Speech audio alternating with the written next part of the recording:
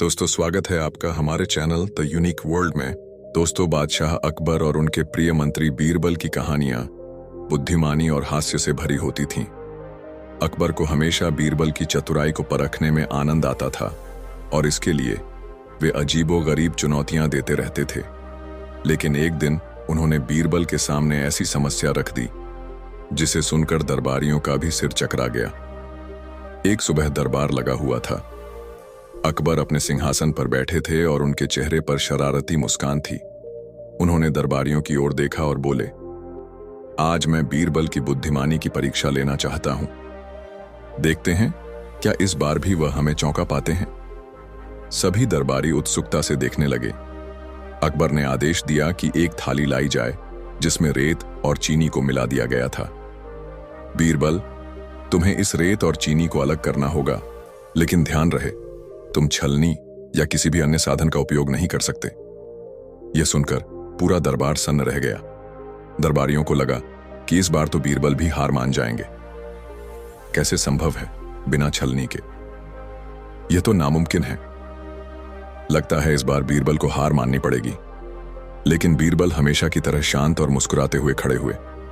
उन्होंने सिर झुकाकर कहा, जहां अपना यह कार्य कठिन अवश्य है पर असंभव नहीं। बस मुझे एक दिन का समय दीजिए। अकबर हंस पड़े और बोले, ठीक है बीरबल, लेकिन देखना इस बार तुम फंस जाओगे। बीरबल सीधा अपने घर गए और सोचने लगे। वे जानते थे कि इस काम को साधारण तरीके से करना संभव नहीं था, लेकिन उनकी चतुर बुद्धि ने तुरंत एक उपाय खोज लिया। अगली सुबह सूरज की पहली किरण के साथ ही बीरबल अपने घर से निकले और राजमहल के सुंदर बगीचे में पहुंचे। उनके हाथ में वही रेत और चीनी का मिश्रण था। उन्होंने वह मिश्रण धीरे धीरे घास के पास बिखेर दिया और एक पेड़ के नीचे बैठ गए। कुछ ही देर में उनकी योजना काम करने लगी। बगीचे में हजारों चींटियां थीं। चींटियां रेत और चीनी की तरफ बढ़ने लगीं। उन्होंने चीनी के दाने पहचान लिए और धीरे धीरे चीनी उठाकर अपने बिलों में ले जाने लगीं। कुछ ही घंटों में पूरी चीनी चींटियां उठा ले गईं और जमीन पर सिर्फ रेत बच गई। बीरबल मुस्कुराए और धीरे धीरे सारी रेत समेटकर एक थैले में भर ली। उन्होंने संतोष की सांस ली और दरबार की ओर चल पड़े। अगले दिन जब बीरबल दरबार पहुंचे तो अकबर उत्सुकता से उनका इंतजार कर रहे थे। तो बीरबल, क्या तुमने रेत और चीनी को अलग कर लिया या हार मान ली? बीरबल मुस्कुराए और एक थैली अकबर को दी। जहां पनाह, यह लीजिए आपकी शुद्ध रेत। अकबर चौंक गए। लेकिन चीनी कहां गई? बीरबल ने हंसते हुए कहा, वह तो चींटियों के घर पहुंच चुकी है। पूरे दरबार में ठहाके गूंज उठे। सभी दरबारी बीरबल की चतुराई देखकर दंग रह गए। अकबर ने भी हंसते हुए ताली बजाई और बोले, वाह बीरबल, तुम्हारी बुद्धिमानी का कोई जवाब नहीं। तुमने इस असंभव से दिखने वाले काम को भी इतनी सरलता से कर दिखाया। अकबर ने बीरबल को बहुमूल्य इनाम दिया और कहा, आज तुमने न केवल मेरी चुनौती को पूरा किया, बल्कि हमें यह भी सिखा दिया कि किसी भी कठिन समस्या का हल बुद्धिमानी से निकाला जा सकता है। शिक्षा, हर समस्या का हल धैर्य और चतुराई से निकाला जा सकता है। जहां सोच वहां राह। कभी हार मत मानो, हर मुश्किल का हल होता है। अगर आपको यह कहानी पसंद आई तो इसे अपने दोस्तों के साथ जरूर शेयर करें। ऐसी ही मजेदार और प्रेरणादायक कहानियों के लिए हमारे चैनल को सब्सक्राइब करें।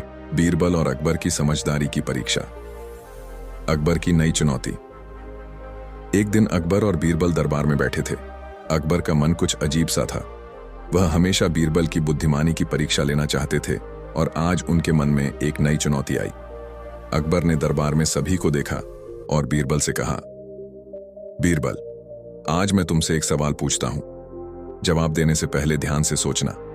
अगर तुमने सही जवाब दिया तो तुम्हें इनाम मिलेगा, लेकिन अगर तुम गलत जवाब दोगे तो तुम्हें सजा मिलेगी। सभी दरबारी बड़ी उत्सुकता से बीरबल का चेहरा देखने लगे। बीरबल हमेशा की तरह शांत और मुस्कुराते हुए खड़े हुए। अकबर ने पूछा, बीरबल, तुम्हारे हिसाब से सबसे बड़ा धनी कौन है? सभी दरबारी हतप्रभ थे। वे सोच रहे थे कि अकबर इस सवाल से क्या सिद्ध करना चाहते हैं। क्या बीरबल सही जवाब दे पाएंगे? बीरबल का अनोखा जवाब। बीरबल कुछ देर तक शांत रहे, फिर उन्होंने उत्तर दिया, जहां पनाह, सबसे बड़ा धनी वह व्यक्ति है जिसे कोई भी वस्तु या धन अपने से अधिक प्रिय न हो। व्यक्ति जो अपने मन में संतोष और शांति रखता है वही असल में सबसे बड़ा धनी होता है। अकबर थोड़े हैरान हुए, लेकिन उन्होंने बीरबल को गौर से देखा और फिर मुस्कुरा दिए। जानते थे कि बीरबल का जवाब कोई साधारण बात नहीं थी। अकबर बोले, यह तुमने बहुत अच्छा जवाब दिया बीरबल, लेकिन तुम्हारी बात को सच्चे अर्थों में समझने के लिए मैं एक परीक्षा चाहता हूं। डांड। अकबर की परीक्षा। अकबर ने तुरंत अपने सिपाही को आदेश दिया और दरबार से बाहर एक बहुत बड़ा ताजमहल जैसा महल बनवाने का आदेश दिया। महल में सोने और चांदी से सजा प्रत्येक कोना था। अकबर ने बीरबल को कहा, बीरबल, तुम इस महल को देखकर यह बताओ कि इसमें सबसे मूल्यवान चीज क्या है। बीरबल ने ध्यान से महल को देखा। हर चीज सोने से सजी थी। हर कमरे में कीमती रत्न जड़े हुए थे। सभी दरबारी एक तक बीरबल की ओर देख रहे थे। क्या वह यह सवाल सही से हल करेंगे? बीरबल का उत्तर और अकबर की समझदारी। बीरबल ने देखा कि महल में सबसे मूल्यवान चीज महल के बीचों बीच रखा हुआ एक छोटा सा बर्तन था, जिसमें एक साधारण सी मिट्टी रखी हुई थी। बीरबल ने उस बर्तन को उठाया और अकबर से कहा, जहांपनाह, इस बर्तन में रखी मिट्टी ही सबसे मूल्यवान है। अकबर ने हैरान होकर पूछा, क्या तुम कह रहे हो कि यह मिट्टी सबसे मूल्यवान है? पर क्यों? बीरबल ने उत्तर दिया, जहांपनाह, यह मिट्टी महल के हर हिस्से में फैलने से पहले महल के हर कोने को भरने वाली है। इसकी शक्ति और साधारणता से यह हर चीज को समान बनाती है। धन, रत्न और सोने का महल भी अगर इस मिट्टी से भर न पाए तो उसका कोई मूल्य नहीं। अकबर मुस्कुराए और बीरबल की चतुराई की सराहना की। बीरबल, तुमने मुझे फिर से समझाया कि असल में सबसे मूल्यवान चीज क्या है। वह है संतोष और समझदारी, जो हमें भीतर से सशक्त बनाती है। तंडा। शिक्षा। सच्चा धनी वही है जो संतोषी हो और अपनी संतुष्टि में ही शांति पा सके। धन और संपत्ति बाहरी है, असली ताकत अंदर से आती है और वह हमें संतोष से मिलती है। हमेशा समझदारी से काम लो, क्योंकि हर स्थिति में सबसे मूल्यवान चीज हमारी सोच और दृष्टिकोण है। आपको यह कहानी पसंद आई? अगर हां, तो इसे अपने दोस्तों के साथ शेयर करें। अकबर की सबसे मुश्किल चुनौती। दोस्तों, बादशाह अकबर और बीरबल की कहानियां हमेशा चतुराई और हाजिर जवाबी से भरी होती थीं। लेकिन एक दिन अकबर ने बीरबल को ऐसी चुनौती दे दी जिसने पूरे दरबार को हैरानी में डाल दिया। अकबर की कठिन चुनौती। एक दिन बादशाह अकबर अपने दरबार में बैठे थे। उनके मन में एक शरारती विचार आया और उन्होंने बीरबल को बुलाया। बीरबल, तुम कहते हो कि तुम्हारी बुद्धि सबसे तेज है, तो आज मैं तुम्हारे सामने एक ऐसी चुनौती रखता हूं जिसे हल करना नामुमकिन है। बीरबल मुस्कुराए और हाथ जोड़कर बोले, जहांपनाह, आप आदेश दें। अकबर ने एक रहस्यमयी मुस्कान के साथ कहा, बीरबल, तुम्हें पूरे शहर के लोगों को गिनना होगा, लेकिन बिना किसी को सीधे गिने। दरबारियों ने हैरानी से एक दूसरे को देखा। बिना गिने गिनती कैसे हो सकती है? यह तो असंभव है। लेकिन बीरबल हमेशा की तरह शांत थे। उन्होंने सिर झुकाकर कहा, जहांपनाह, मुझे एक दिन का समय दें। कल मैं आपके सामने इस प्रश्न का उत्तर रख दूंगा। अकबर हंसे और बोले, देखते हैं इस बार तुम्हारी बुद्धि कैसे काम करती है। बीरबल की अनोखी योजना। बीरबल ने घर जाकर गहराई से सोचा। शहर के लोगों को बिना गिने गिनना है, यह तो मुश्किल है, लेकिन असंभव नहीं। अगली सुबह वे पूरे शहर में घूमने निकले। उन्होंने देखा कि हर गली, हर नुक्कड़ पर लोग रहते थे। अगर वे एक एक को गिनते तो महीनों लग जाते। फिर उन्हें एक शानदार तरकीब सूझी। बीरबल सीधा शहर के सबसे बड़े हलवाई के पास गए और बोले, आज पूरे शहर के लिए पकवान बनाओ और हर व्यक्ति को एक एक लड्डू मुफ्त दो। लेकिन हर व्यक्ति से कहो कि वे केवल एक ही लड्डू लें और बदले में एक दाना चावल डालें। हलवाई ने ऐसा ही किया। पूरे शहर में लड्डू बंटने लगे और हर व्यक्ति ने एक एक चावल का दाना बड़े पात्र में डाल दिया। शाम तक पात्र भर चुका था। बीरबल ने चावल के दाने गिने और फिर दरबार की ओर चल पड़े। अकबर का चौंकाने वाला जवाब। अगले दिन जब बीरबल दरबार पहुंचे तो अकबर उत्सुकता से इंतजार कर रहे थे। तो बीरबल, क्या तुमने बिना गिने लोगों की संख्या पता कर ली? बीरबल मुस्कुराए और बोले, जहां पनाह, जी हां, मैंने पूरे शहर के लोगों को बिना सीधे गिने गिन लिया। अकबर चौंक गए। कैसे? बीरबल ने एक बड़ी थैली राजा के सामने रखी जिसमें चावल के हजारों दाने थे। मैंने हर व्यक्ति को एक लड्डू दिया और बदले में एक चावल का दाना लिया, फिर चावल के दाने गिन लिए और यह रहा आपके शहर के लोगों की संख्या। अकबर ने यह सुनते ही ठहाका लगाया और ताली बजाते हुए बोले, वाह बीरबल, तुम सच में सबसे चतुर व्यक्ति हो। यह तरीका तो मैंने कभी सोचा भी नहीं था। दरबार में तालियां गूंज उठीं। सभी दरबारी बीरबल की बुद्धिमत्ता देखकर दंग रह गए। शिक्षा। हर समस्या का हल सूझबूझ और चतुराई से निकाला जा सकता है। बुद्धिमान व्यक्ति वही होता है जो मुश्किल को आसान बना सके। सीधा रास्ता हमेशा हल नहीं होता, कभी कभी सोच बदलने की जरूरत होती है। दोस्तों, एक दिन बादशाह अकबर अपने दरबारियों के साथ दरबार ए आम में बैठे हुए थे। तभी महल से उनके लिए बुलावा आ गया। बादशाह अकबर जाने के लिए तैयार हुए ही थे कि दूसरा बुलावा आ गया। जिन बेगम साहिबा का बुलावा आया था, बादशाह उन्हें बहुत प्यार करते थे, इसलिए वे जल्दी से दरबार से उठकर महल की तरफ जाने लगे। तभी उन्होंने देखा कि बीरबल मुंह फेर कर मुस्कुरा रहा है। बादशाह से यह देखा नहीं गया और क्रोधित होकर उन्हें हुक्म दिया, बीरबल, तुम यहां से फौरन निकल जाओ और अब इस जमीन पर पैर नहीं रखना, वरना तुम्हें अपनी जान गंवानी पड़ेगी। बीरबल ने हुक्म मान लिया और नरम लहजे में सलाम करते हुए दरबार से बाहर चले गए। बीरबल के जाने के बाद कुछ दरबारी तो बीरबल के जाने से खुश हुए और कुछ दरबारी परेशान हो गए। जब बीरबल को गए काफी दिन हो गए तो बादशाह अकबर का गुस्सा ठंडा पड़ गया। इधर बीरबल के न होने से दरबार के कामों में बहुत सी परेशानियां ठंडा लगीं। स्वयं बादशाह अकबर बहुत परेशान हो गए। अब उन्हें बीरबल के न होने का एहसास होने लगा। वे बीरबल को बुलाने के लिए तरकीब सोचने लगे। एक दिन अकबर बादशाह अपने महल के झरोखे से बाहर का नजारा देख रहे थे कि उन्होंने एक गाड़ी में बीरबल को जाते हुए देखा। बादशाह अकबर ने हुक्म देकर गाड़ी को रुकवा लिया। गाड़ी के रुकने के बाद बादशाह अकबर ने क्रोधित स्वर में बीरबल से पूछा, तुमने मेरा हुक्म क्यों टाला? बीरबल ने नरम लहजे में जवाब दिया, जब आपने मुझे हुक्म दिया था कि इस जमीन पर पैर नहीं रखना, तो उसी दिन मैं दूर देश जाकर वहां की जमीन की मिट्टी को इस गाड़ी पर बिछा लाया हूं। अब मैं इसी पर रहता हूं और आपका हुक्म मानता हूं, जिंदगी के बाकी दिन में इसी पर गुजार दूंगा। बीरबल की वफादारी पर खुश होकर बादशाह ने उनकी गलती को माफ कर दिया और फिर से उनका पद उन्हें दे दिया।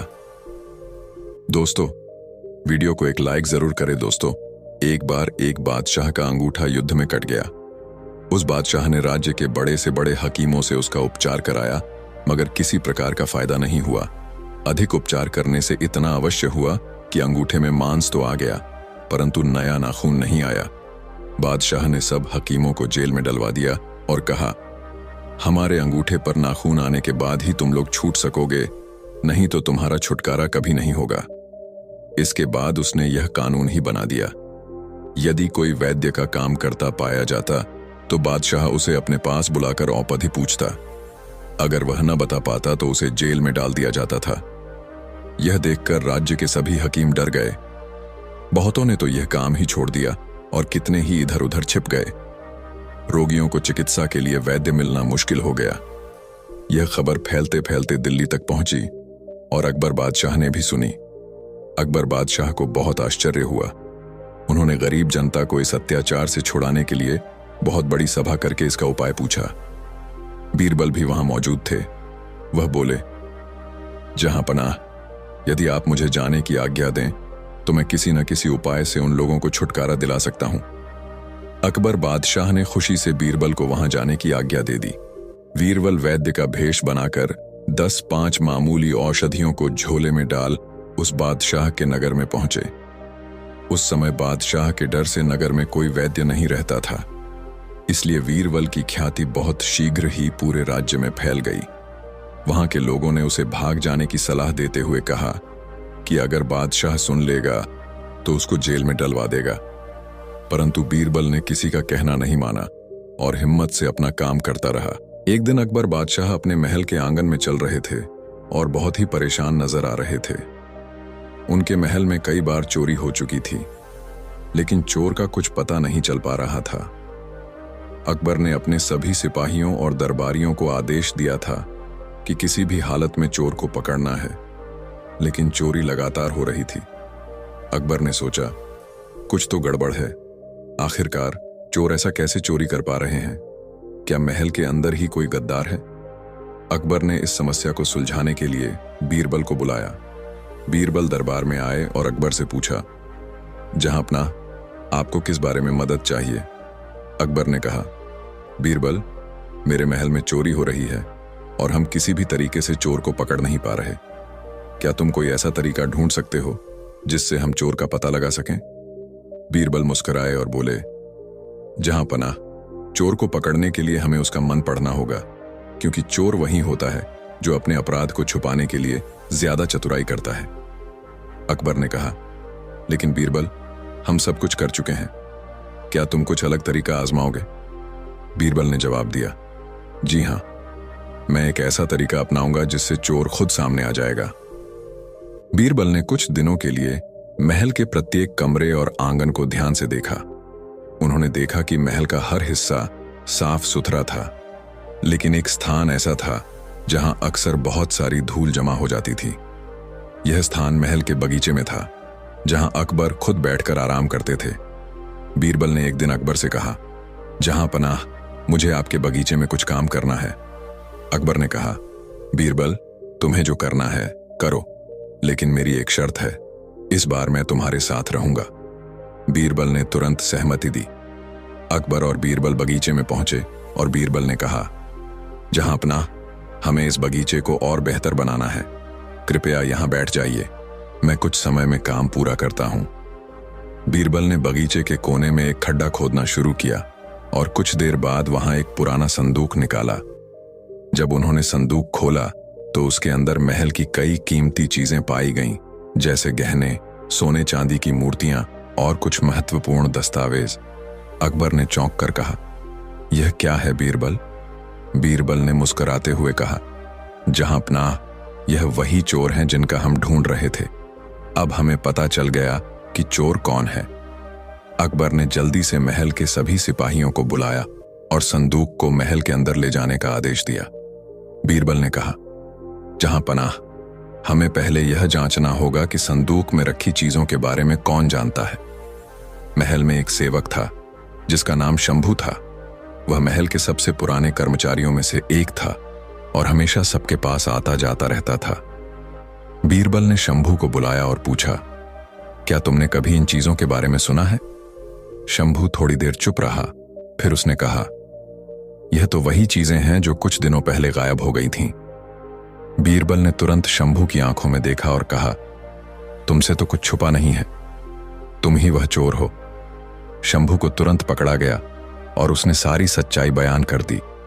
दरअसल वह महल के अंदर एक छोटा सा सुरंग बनाकर चोरियों को अंजाम देता था।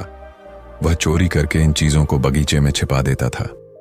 अकबर ने शंभू को कड़ी सजा दिलवाने का आदेश दिया और साथ ही बीरबल की चतुराई की तारीफ की।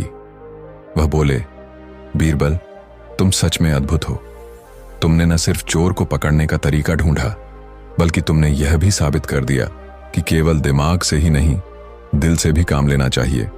बीरबल ने कहा, जहांपनाह, सच हमेशा सामने आता है, बस हमें थोड़ा धैर्य रखना चाहिए।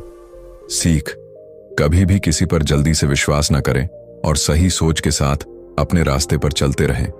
सच्चाई अंत में सामने आती है। इस तरह बीरबल की चतुराई से अकबर ने न सिर्फ चोर को पकड़ा, बल्कि यह भी सिद्ध किया कि दिमागी काम और संयम से बड़ी समस्या हल की जा सकती है। दोस्तों, वीडियो को एक लाइक जरूर करें। दोस्तों, एक दिन अकबर और बीरबल जंगल में शिकार पर गए थे। रास्ते में एक साधु बाबा मिले जो बहुत ही साधारण कपड़े पहने हुए थे। उन्होंने अकबर और बीरबल को देखा और दोनों को प्रणाम किया। अकबर ने उन्हें देखा और कहा, तुम तो बहुत ज्ञानी और साधु लगते हो, क्या तुम हमें एक नया ज्ञान दे सकते हो? साधु बाबा मुस्कुराए और बोले, अगर आप चाहते हैं तो मैं एक परीक्षा लूंगा। आप दोनों को जंगल में 3 रास्ते दिखाऊंगा। और आप दोनों को उन रास्तों में से सबसे सही रास्ता चुनना होगा। यह आपके साहस और समझदारी की परीक्षा होगी। अकबर और बीरबल ने एक दूसरे की तरफ देखा और सहमति दे दी।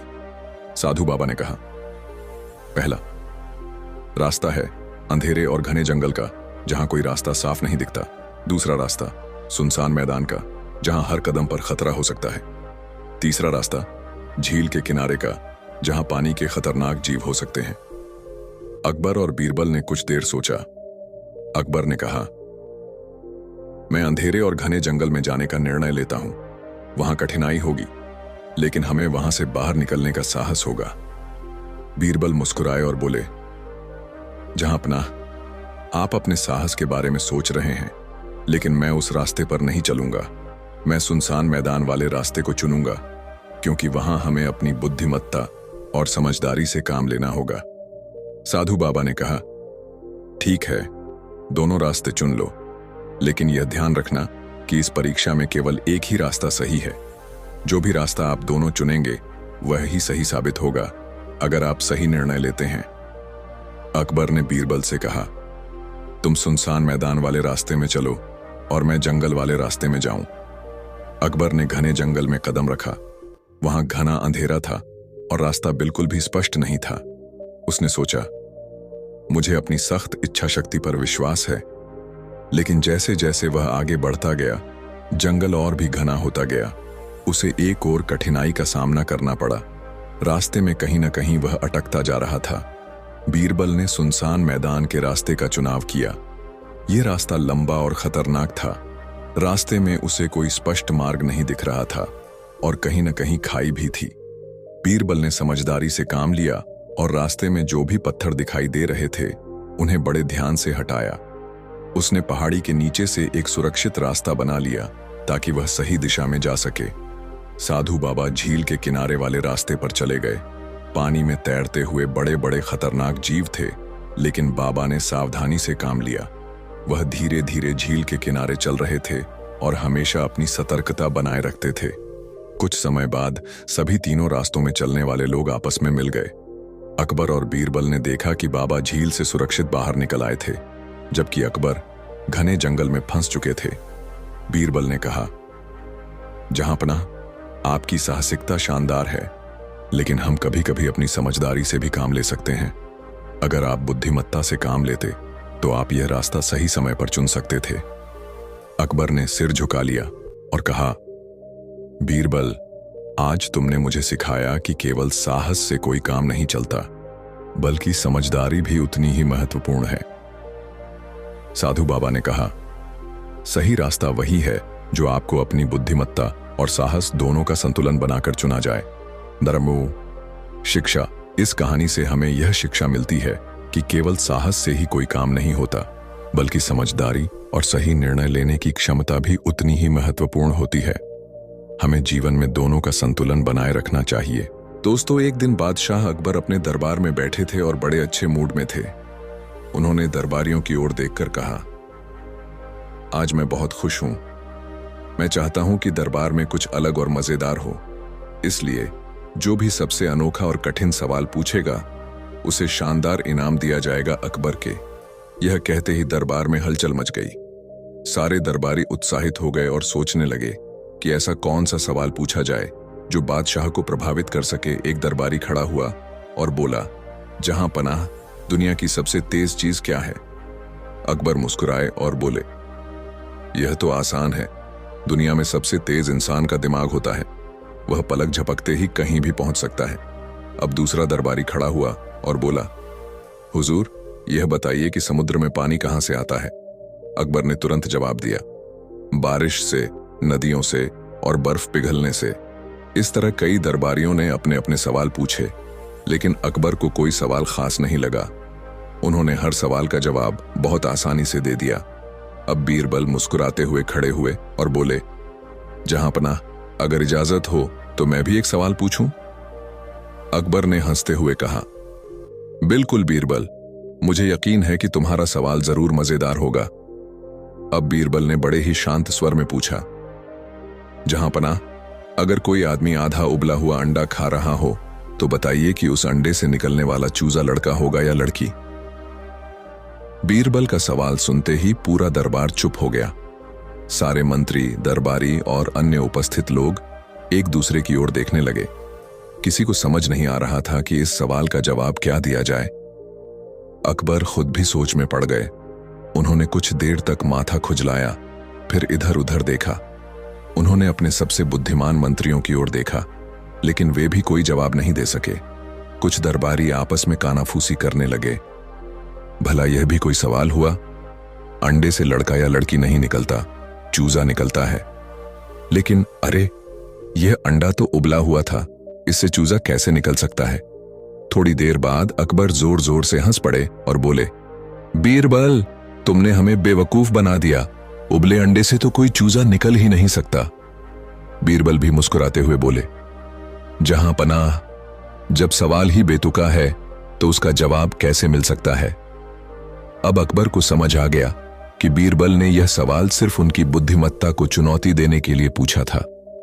यह कोई साधारण सवाल नहीं था, बल्कि एक ऐसा सवाल था जिसका जवाब कोई दे ही नहीं सकता था। अकबर बीरबल की चतुराई और हाजिर जवाबी से बहुत प्रभावित हुए और बीरबल का अजीब सवाल सुनकर अकबर और उनके दरबारी खूब हंसे। लेकिन अकबर के मन में एक बात अटक गई। उन्हें यह स्वीकार करना मुश्किल हो रहा था कि बीरबल ने ऐसा सवाल पूछा जिसका कोई जवाब ही नहीं था। अकबर ने सोचा, बीरबल हर बार मुझे बुद्धिमानी में हरा देता है, लेकिन इस बार मैं उसे सबक सिखाऊंगा। अगले दिन अकबर ने दरबार में बीरबल को बुलाया और कहा, बीरबल, कल तुम्हारा सवाल बहुत मजेदार था, लेकिन मैं चाहता हूं कि अब मैं तुम्हें एक सवाल दूं और तुम उसका जवाब दो। अगर तुम जवाब नहीं दे पाए तो तुम्हें दरबार में सबसे सामने अपनी हार माननी पड़ेगी।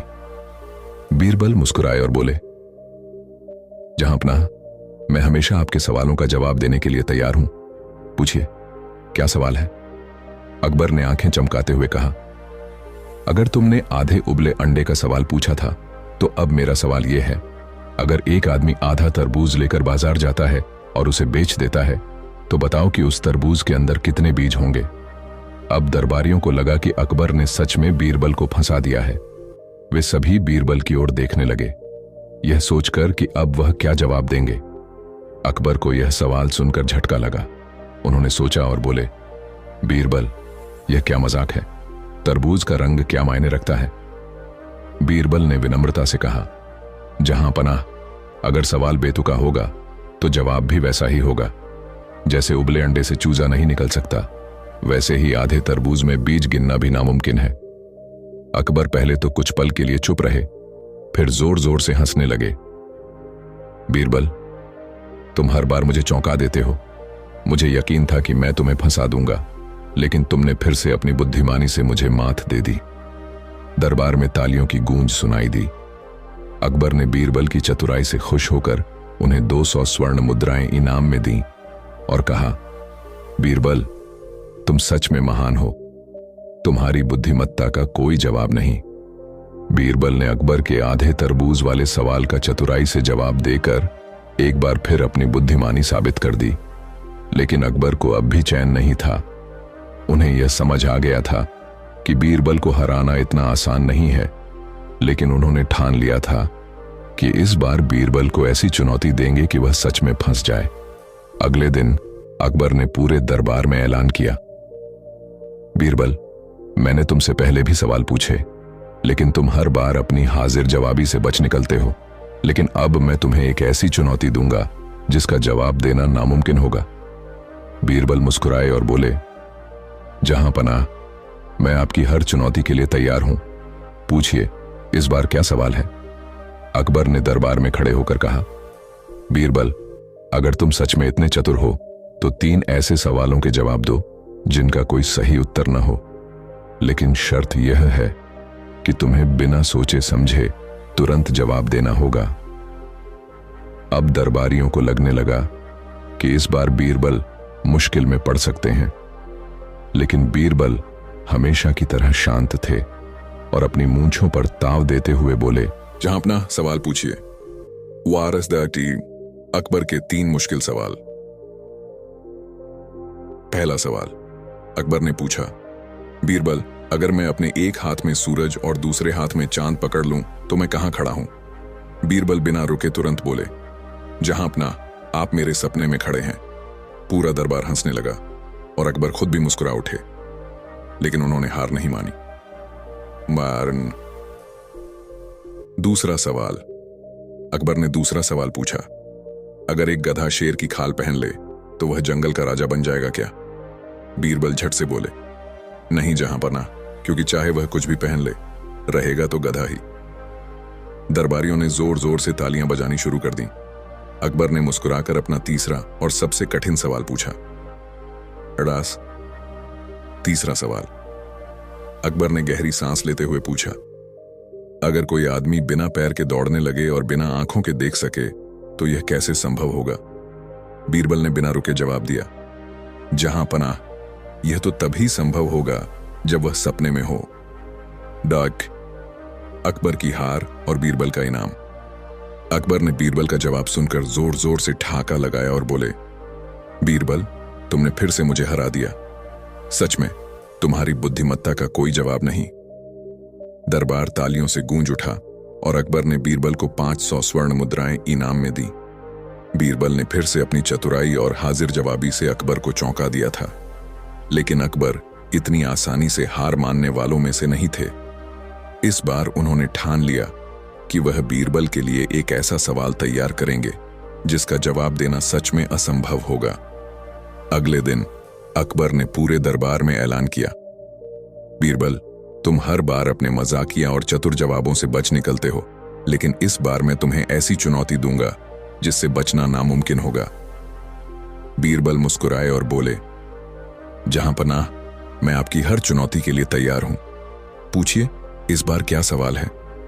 अकबर ने गहरी सांस ली और कहा, अगर तुम सच में इतने चतुर हो तो मुझे एक ऐसा सवाल पूछो जिसका जवाब मैं न दे सकूं, और अगर मैं जवाब न दे पाया तो मैं तुम्हें 1000 स्वर्ण मुद्राएं दूंगा। लेकिन अगर मैं जवाब दे सका तो तुम्हें मेरे सवाल का जवाब देना होगा और हारने पर तुम्हें दंड मिलेगा। अब दरबार में सस्पेंस बन गया। सभी दरबारी उत्सुक थे कि अब क्या होगा। बीरबल ने हल्की मुस्कान के साथ कहा, जहां पनाह, मैं तैयार हूं। मेरा सवाल यह है, ऐसा कौन सा सवाल है जिसका जवाब सिर्फ वही दे सकता है जिसने इसे पूछा है? अकबर ने थोड़ा सोचा, फिर अपने मंत्रियों की ओर देखा। दरबारी भी एक दूसरे की ओर देखने लगे, लेकिन किसी को जवाब नहीं सूझा। कुछ देर सोचने के बाद अकबर मुस्कुराए और बोले, बीरबल, यह तो बहुत चालाकी भरा सवाल है। इसका जवाब सिर्फ तुम ही दे सकते हो, क्योंकि तुमने यह सवाल पूछा है। बीरबल ने सिर झुकाकर कहा, जहां पनाह, बिल्कुल सही। और इस तरह आपने मेरे सवाल का सही जवाब दे दिया, जिसका मतलब है कि अब मैं आपके सवाल का जवाब देने के लिए तैयार हूं। अब अकबर ने मुस्कुराकर कहा, बीरबल, अब मेरा सवाल सुनो। अगर एक आदमी अपने सिर पर लकड़ी का भारी गट्ठर उठाए हुए जा रहा हो और अचानक उसे पता चले कि वह रास्ता गलत आ गया है, तो उसे क्या करना चाहिए?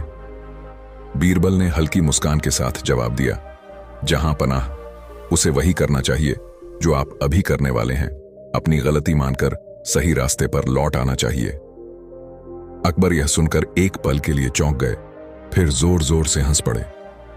वाह बीरबल, तुमने फिर से अपनी बुद्धिमानी साबित कर दी। फिर एक दिन बादशाह अकबर अपने बगीचे में टहल रहे थे। गर्मी का मौसम था और पेड़ों पर पके हुए आम झूल रहे थे। बादशाह को आम बहुत पसंद थे, इसलिए उन्होंने अपने सेवकों से कहा कि वे ताजे और मीठे आम तोड़कर लाएं। सेवकों ने आम तोड़े और बड़े शाही थाल में सजाकर बादशाह के सामने रख दिए। अकबर ने पहला आम उठाया, उसे छीला और जैसे ही खाने लगे तभी उनके मन में ख्याल आया, चलो बीरबल को भी बुलाकर मजा लेते हैं। बीरबल को बुलाया गया। बीरबल ने आते ही देखा कि बादशाह आम खा रहे हैं और उनकी नजरों में शरारत है। अकबर बोले, बीरबल, क्या तुम बता सकते हो कि इस दुनिया में सबसे ज्यादा स्वादिष्ट चीज क्या है? बीरबल मुस्कुराए और बोले, जहां पनाह, भूख से बढ़कर कोई स्वादिष्ट चीज नहीं होती। अकबर हंस पड़े। वाह, सही कहा। अच्छा, यह बताओ कि दुनिया में सबसे ज्यादा गंदा और बेस्वाद चीज क्या है? बीरबल बोले, महाराज, जब पेट भर जाए तो वही सबसे स्वादिष्ट चीज भी बेस्वाद लगने लगती है। अकबर को बीरबल का जवाब बहुत पसंद आया। उन्होंने खुश होकर बीरबल को एक आम दिया। बीरबल भी बड़े चाव से आम खाने लगे। कुछ देर बाद अकबर ने एक नई शरारत सोची। उन्होंने अपने आधे खाए आम को थाली में रखा और बोले, बीरबल, क्या तुम जानते हो कि यह आधा आम इतना खास क्यों है? बीरबल ने आम को ध्यान से देखा और हंसते हुए बोले, बिल्कुल जहां पनाह, ये आम खास इसलिए है क्योंकि इसे खुद बादशाह सलामत ने खाया है। अकबर खुश हुए, लेकिन उनकी शरारत अभी बाकी थी। उन्होंने कहा, अगर यह इतना ही खास है तो इसे पूरा खा जाओ। बीरबल बिना कुछ कहे आम उठाकर खाने लगे। बादशाह अकबर को बहुत मजा आया और वे ठहाका मारकर हंस पड़े। बीरबल ने भी मुस्कुराते हुए कहा, जहां पनाह, आप शाही अंदाज में आम खाते हैं और मैं आम आदमी की तरह। बादशाह अकबर और दरबार में बैठे सभी लोग बीरबल की हाजिर जवाबी सुनकर हंसने लगे और अकबर ने बीरबल को 1000 स्वर्ण मुद्राएं इनाम में दी और पूरे दरबार में तालियां गूंज उठीं। सीख: बुद्धिमानी और हाजिर जवाबी से हर स्थिति को मजेदार बनाया जा सकता है। भूख से बड़ा कोई स्वाद नहीं और पेट भरने के बाद किसी चीज में मजा नहीं आता। अकबर के 3 अनोखे और बहुत ही कठिन सवाल। दोस्तों, बादशाह अकबर को बीरबल की चतुराई और हाजिर जवाबी पर बहुत भरोसा था, लेकिन कभी कभी वे उसे परखने के लिए कठिन प्रश्न भी पूछते थे। एक दिन अकबर ने तय किया कि वह बीरबल की बुद्धिमत्ता की परीक्षा लेंगे और 3 ऐसे सवाल पूछेंगे जिनका उत्तर देना लगभग असंभव हो। अगली सुबह दरबार में सभी नवरत्न और मंत्रीगण उपस्थित थे। बादशाह अकबर अपने सिंहासन पर बैठे और मुस्कुराते हुए बोले, आज मैं बीरबल के लिए 3 ऐसे प्रश्न लेकर आया हूं जिनका उत्तर देना आसान नहीं होगा। यदि बीरबल इनका सही उत्तर दे सका तो उसे एक विशेष इनाम दिया जाएगा, लेकिन अगर वह असफल रहा तो उसे दरबार में सबके सामने हार स्वीकार करनी होगी। सभी दरबारी उत्सुक हो गए। बीरबल मुस्कुराए और बोले, जहां पनाह, आप प्रश्न पूछें। मैं पूरी कोशिश करूंगा कि आपके सभी सवालों का उत्तर दे सकूं। अकबर ने पहला प्रश्न पूछा। पहला सवाल, दुनिया का केंद्र कहां है? अकबर ने पूछा, बीरबल, क्या तुम मुझे यह बता सकते हो कि इस दुनिया का केंद्र मध्य कहां है? सभी दरबारी हैरान रह गए। यह कैसा सवाल था? पूरी दुनिया का केंद्र कहां हो सकता है? यह तो कोई वैज्ञानिक भी नहीं बता सकता था। बीरबल ने मुस्कुराते हुए जमीन पर एक लकड़ी से एक बिंदु बना दिया और बोले, जहां पनाह, यह है इस दुनिया का केंद्र। अकबर ने चौंक कर पूछा, यह कैसे संभव है? बीरबल ने उत्तर दिया, जहां पनाह, यदि आप विश्वास न करें तो किसी भी गणना से इसे नाप लें। अगर आपको संदेह है तो किसी भी ज्ञानी को बुलाकर पूछ लें। मैं गारंटी देता हूं कि यह दुनिया का मध्य बिंदु है। अकबर हंस पड़े। दरबारियों ने भी स्वीकार किया कि बीरबल ने बहुत चतुराई से उत्तर दिया था। दूसरा सवाल, आसमान में कितने तारे हैं? अकबर ने अगला सवाल पूछा, बीरबल, क्या तुम यह बता सकते हो कि आकाश में कुल कितने तारे हैं? यह सुनकर दरबार में एक बार फिर सन्नाटा छा गया। यह सवाल तो कोई भी नहीं बता सकता था। सितारों की गिनती कौन कर सकता है? बीरबल ने थोड़ी देर सोचा, फिर एक भेड़ मंगवाने के लिए कहा।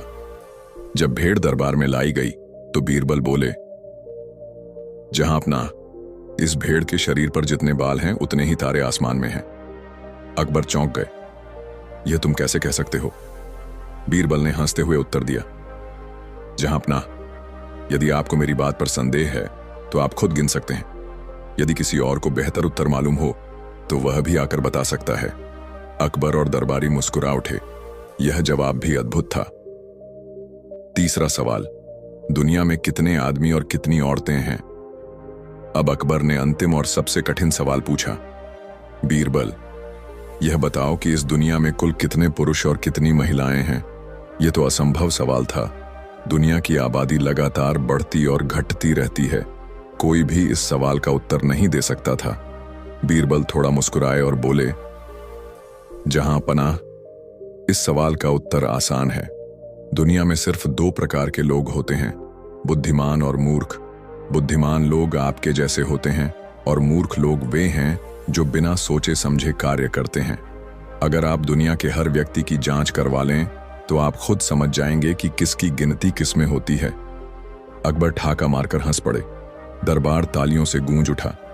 सभी दरबारी बीरबल की हाजिर जवाबी पर मंत्रमुग्ध हो गए। अकबर चौंक गए और बोले, बीरबल, तुमने फिर से साबित कर दिया कि तुम दुनिया के सबसे बुद्धिमान व्यक्ति हो। कोई भी कठिन सवाल तुम्हें हरा नहीं सकता। अकबर ने बीरबल को कीमती वस्त्र, सोने की मुद्राएं और एक सुंदर घोड़ा इनाम में दिया। बीरबल ने विनम्रता से सिर झुकाकर इनाम स्वीकार किया और बोले, जहां पनाह, ज्ञान और बुद्धि से हर समस्या का हल निकाला जा सकता है, केवल सोचने का तरीका सही होना चाहिए। इस कहानी से हमें यह सीख मिलती है कि कठिन से कठिन सवाल का भी उत्तर बुद्धि और चतुराई से दिया जा सकता है। समस्याओं का हल हमेशा मौजूद होता है, बस हमें सही तरीके से सोचना आना चाहिए। बीरबल की चतुराई और खजाना बादशाह अकबर का दरबार हमेशा नए नए मामलों से भरा रहता था। लेकिन एक दिन एक ऐसा रहस्य सामने आया जिसने सभी को हैरान कर दिया। एक दिन एक किसान रघु दरबार में घबराया हुआ आया और बोला, जहांपनाह, हमारे गांव में कुछ अजीब घटित हो रहा है। हर रात जमीन के नीचे से किसी के रोने की आवाज आती है और फिर सुबह वहां गड्ढा खुदा हुआ मिलता है। अकबर ने गंभीर होकर पूछा, क्या तुमने कभी खुद जाकर देखा? रघु ने सिर हिलाया, जी नहीं। जहांपनाह, गांव के सभी लोग डरते हैं कि वहां कोई भूत प्रेत हो सकता है। हमने रात में पहरा भी दिया, लेकिन कुछ समझ नहीं आया। बस सुबह गड्ढा खुदा हुआ मिलता है और अजीब सी आवाजें आती हैं। अकबर सोच में पड़ गए और बोले, बीरबल, हमें इस मामले को सुलझाना होगा। तुम तुरंत गांव जाकर पता लगाओ कि यह सब क्या हो रहा है। बीरबल ने सिर झुकाया और कहा, जहांपनाह, मैं इस गुत्थी को सुलझाकर ही लौटूंगा। बीरबल की चतुराई। बीरबल गांव पहुंचे और ग्रामीणों से सारी जानकारी ली।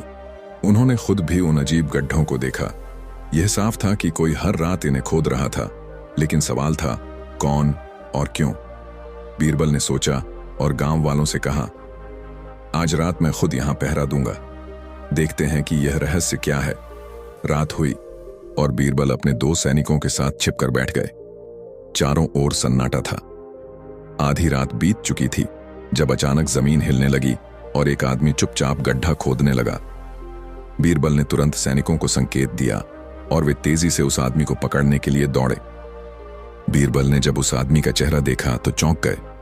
वह कोई आम चोर नहीं, बल्कि गांव का ही एक बूढ़ा व्यक्ति था जिसका नाम गोपाल था। बीरबल ने पूछा, बाबा, आप हर रात गड्ढे क्यों खोदते हैं? सच बताइए। गोपाल की आंखों में आंसू आ गए। उसने कांपती आवाज में कहा, मालिक, यह गड्ढे मैं किसी बुरी नीयत से नहीं खोद रहा।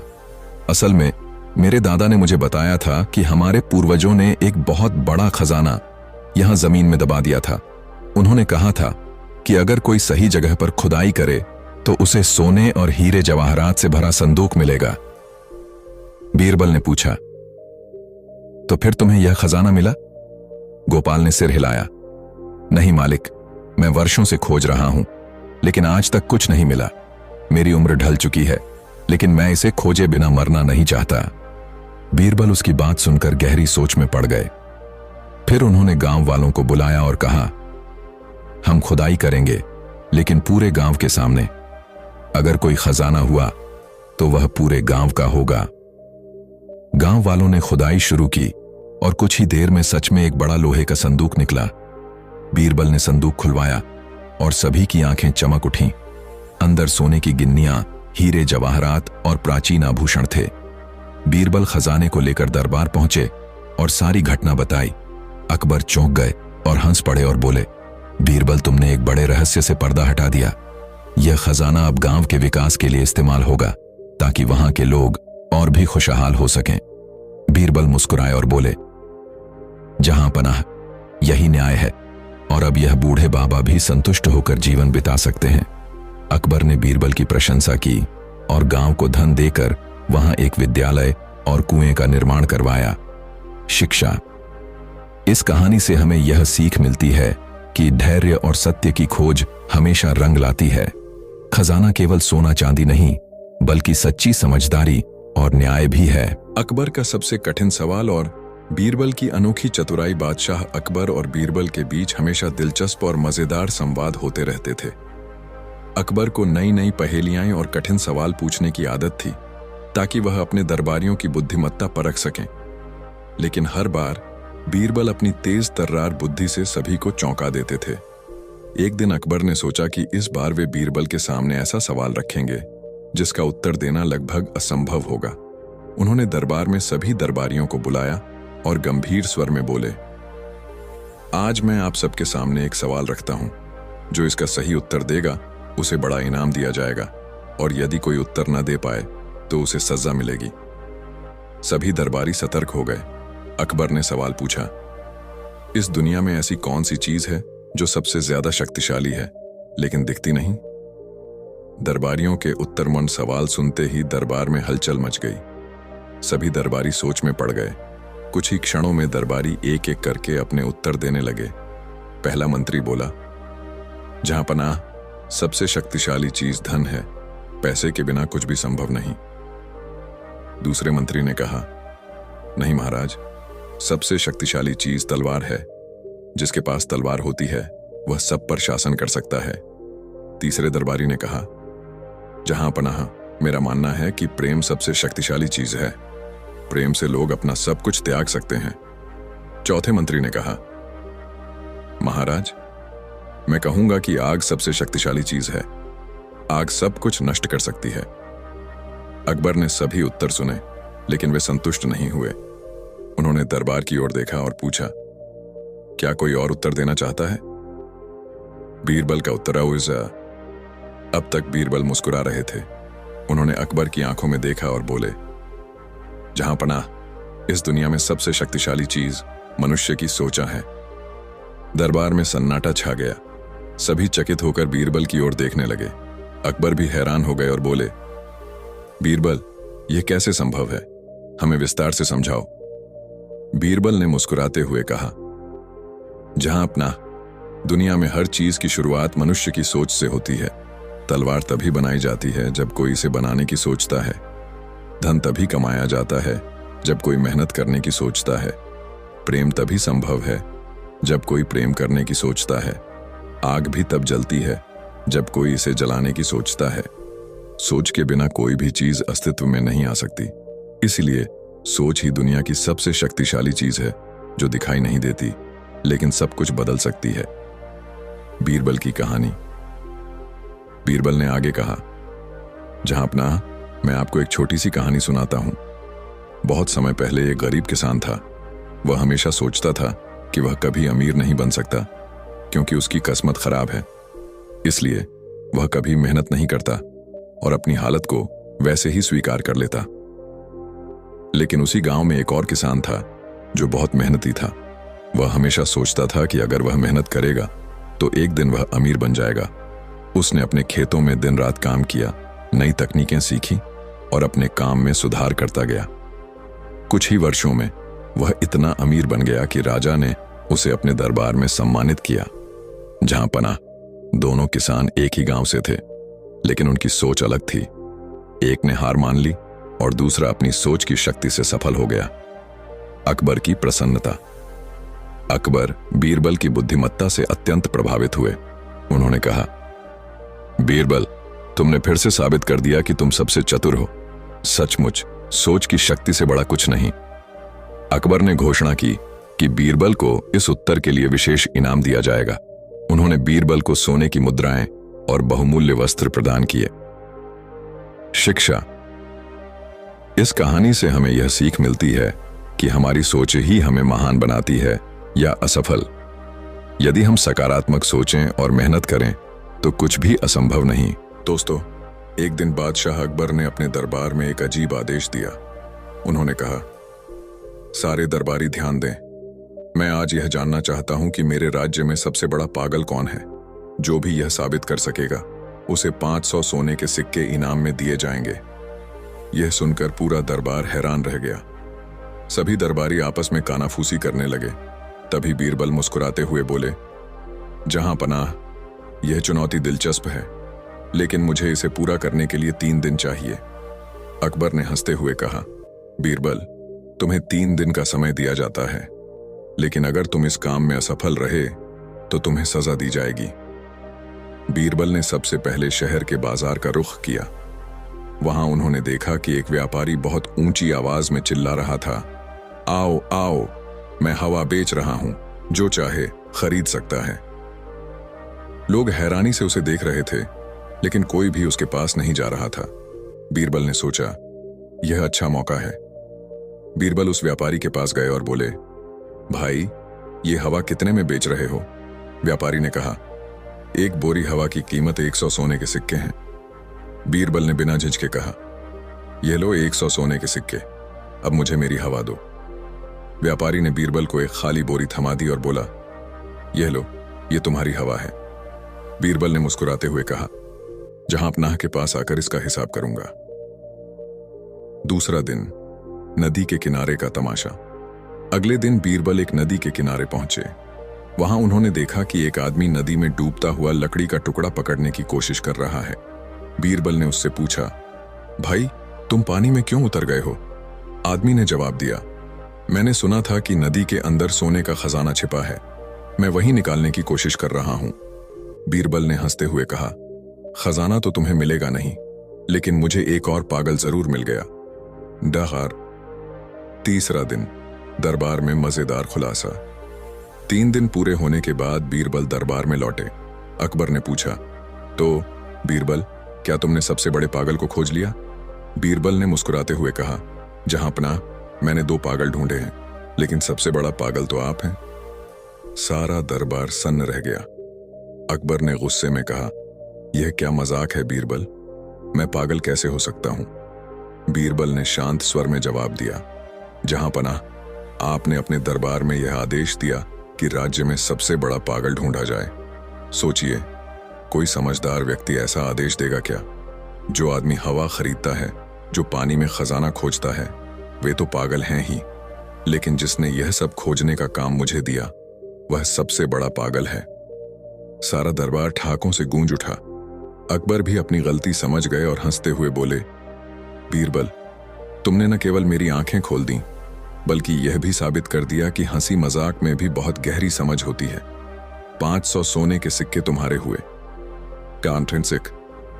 कभी कभी हमारी सोच ही हमें कठिन और अनावश्यक कामों में उलझा देती है, इसलिए हमेशा सोच समझकर फैसला करें और अपनी गलतियों पर हंसने का साहस रखें। एक बार की बात है, संध्या का समय था। अकबर अपने बाग में दरबारियों के साथ राजकीय विषयों पर विचार कर रहा था। इतने में तानसेन ने अपनी सारंगी मिलानी शुरू की। सबका ध्यान तानसेन के वाद्य की तरफ आकृष्ट हो गया। दरबार का शेष कार्य स्थगित कर दिया गया। तानसेन ने एक मनहरण तान सारंगी पर छेड़ी। चारों तरफ से वाह वाह की ध्वनि आने लगी। बादशाह आनंद मग्न तकिए के सहारे लेटा हुआ सुन रहा था। चारों तरफ आनंद छा रहा था। इसी समय शहर का कोतवाल 2 आदमियों को लिए हुए आया। उन आदमियों के कपड़े खून से लथपथ हो रहे थे। कोतवाल के अचानक आ पहुंचने से बड़ा रंग में भंग हो गया। बादशाह झल्ला गया और झिड़ककर कोतवाल से बोला, क्या तुमको इतनी भी तमीज न हुई कि यह समय दरबार का नहीं है? ऐसे मन बहलाव के समय बंदियों का लाना कहां तक उचित था? ये कैदी रात भर हवालात में रखे जा सकते थे। कलह दरबार लगने पर इनके मामले पर विचार किया जा सकता था। फिर इतनी आतुरता दिखलाने का क्या कारण है? बादशाह की नाराजगी से कोतवाल सहम गया, परंतु बिना असलियत बतलाए भी काम नहीं चलते देखा। कुछ सोच समझकर उसने कहा, गरीब परवर, इसमें संदेह नहीं कि मैं इनको सुबह लेकर हाजिर हो सकता था, परंतु इनका मामला बड़ा बेढंगा है, जिस कारण मुझको विवश होकर इसी समय आना पड़ा। उससे ऐसा सुनकर बादशाह कुछ शांत होकर बोला, अच्छी बात है, इनका अभियोग सुनाओ। कोतवाल ने कहा, आज जब मैं नगर में गश्त लगाते हुए व्यापारियों की मंडी में पहुंचा तो क्या देखता हूं कि एक जगह बहुतेरे आदमियों की भीड़ लगी हुई है। जब वहां गया तो इस अपरिचित मनुष्य को इस नगर व्यापारी से मारपीट करते देखा। यह अपरिचित मनुष्य नगर व्यापारी को झिड़क रहा था कि अरे दुष्ट, आज से 5-7 वर्ष पहले तू मेरा दास था और वहां से छिपकर भाग आया है। बड़े परिश्रम के बाद आज तुझे पकड़ लिया है, अब मेरे रुपये अदा कर। इसको झिड़कते देख नगर व्यापारी बोला, नालायक, दास तो मेरा तू है तुझे, मैं आज कितने ही वर्षों से ढूंढ रहा था, भाग्यवश इस समय हाथ लगा है। इनकी आपस की ऐसी लड़ाई देखकर मैं इन्हें गिरफ्तार कर सरकार में लाया है। अब आपकी जैसी मर्जी हो, इनका निपटारा कीजिए। बादशाह ने उनसे साक्षी मांगी। नगर सौदागर ने कहा, गरीब परवर, आज 5 वर्ष का अरसा हुआ कि मैं अपना शहर ईरान छोड़कर दिल्ली आ बसा हूं, और यह हमारा नौकर इससे 2 वर्ष पहले ही मुझको छोड़कर भाग गया था। आज जब मैं बाजार में खरीद फरोख्त कर रहा था तो यह भी अचानक वहीं आ पहुंचा और मेरा हाथ पकड़कर बोला, तू मेरा गुलाम है, तू मेरा गुलाम है। मेरे व्यापारी होने का सारा शहर साक्षी है। जब पहला व्यापारी अपना बयान दे चुका तो दूसरा विदेशी व्यापारी बोला, पृथ्वीनाथ, यह झूठ बोलता है, क्योंकि ईरान का व्यापारी मैं हूं। इस शहर में मैं बिल्कुल नया नया आया है, इस कारण यहां का एक भी नागरिक मुझे नहीं पहचानता।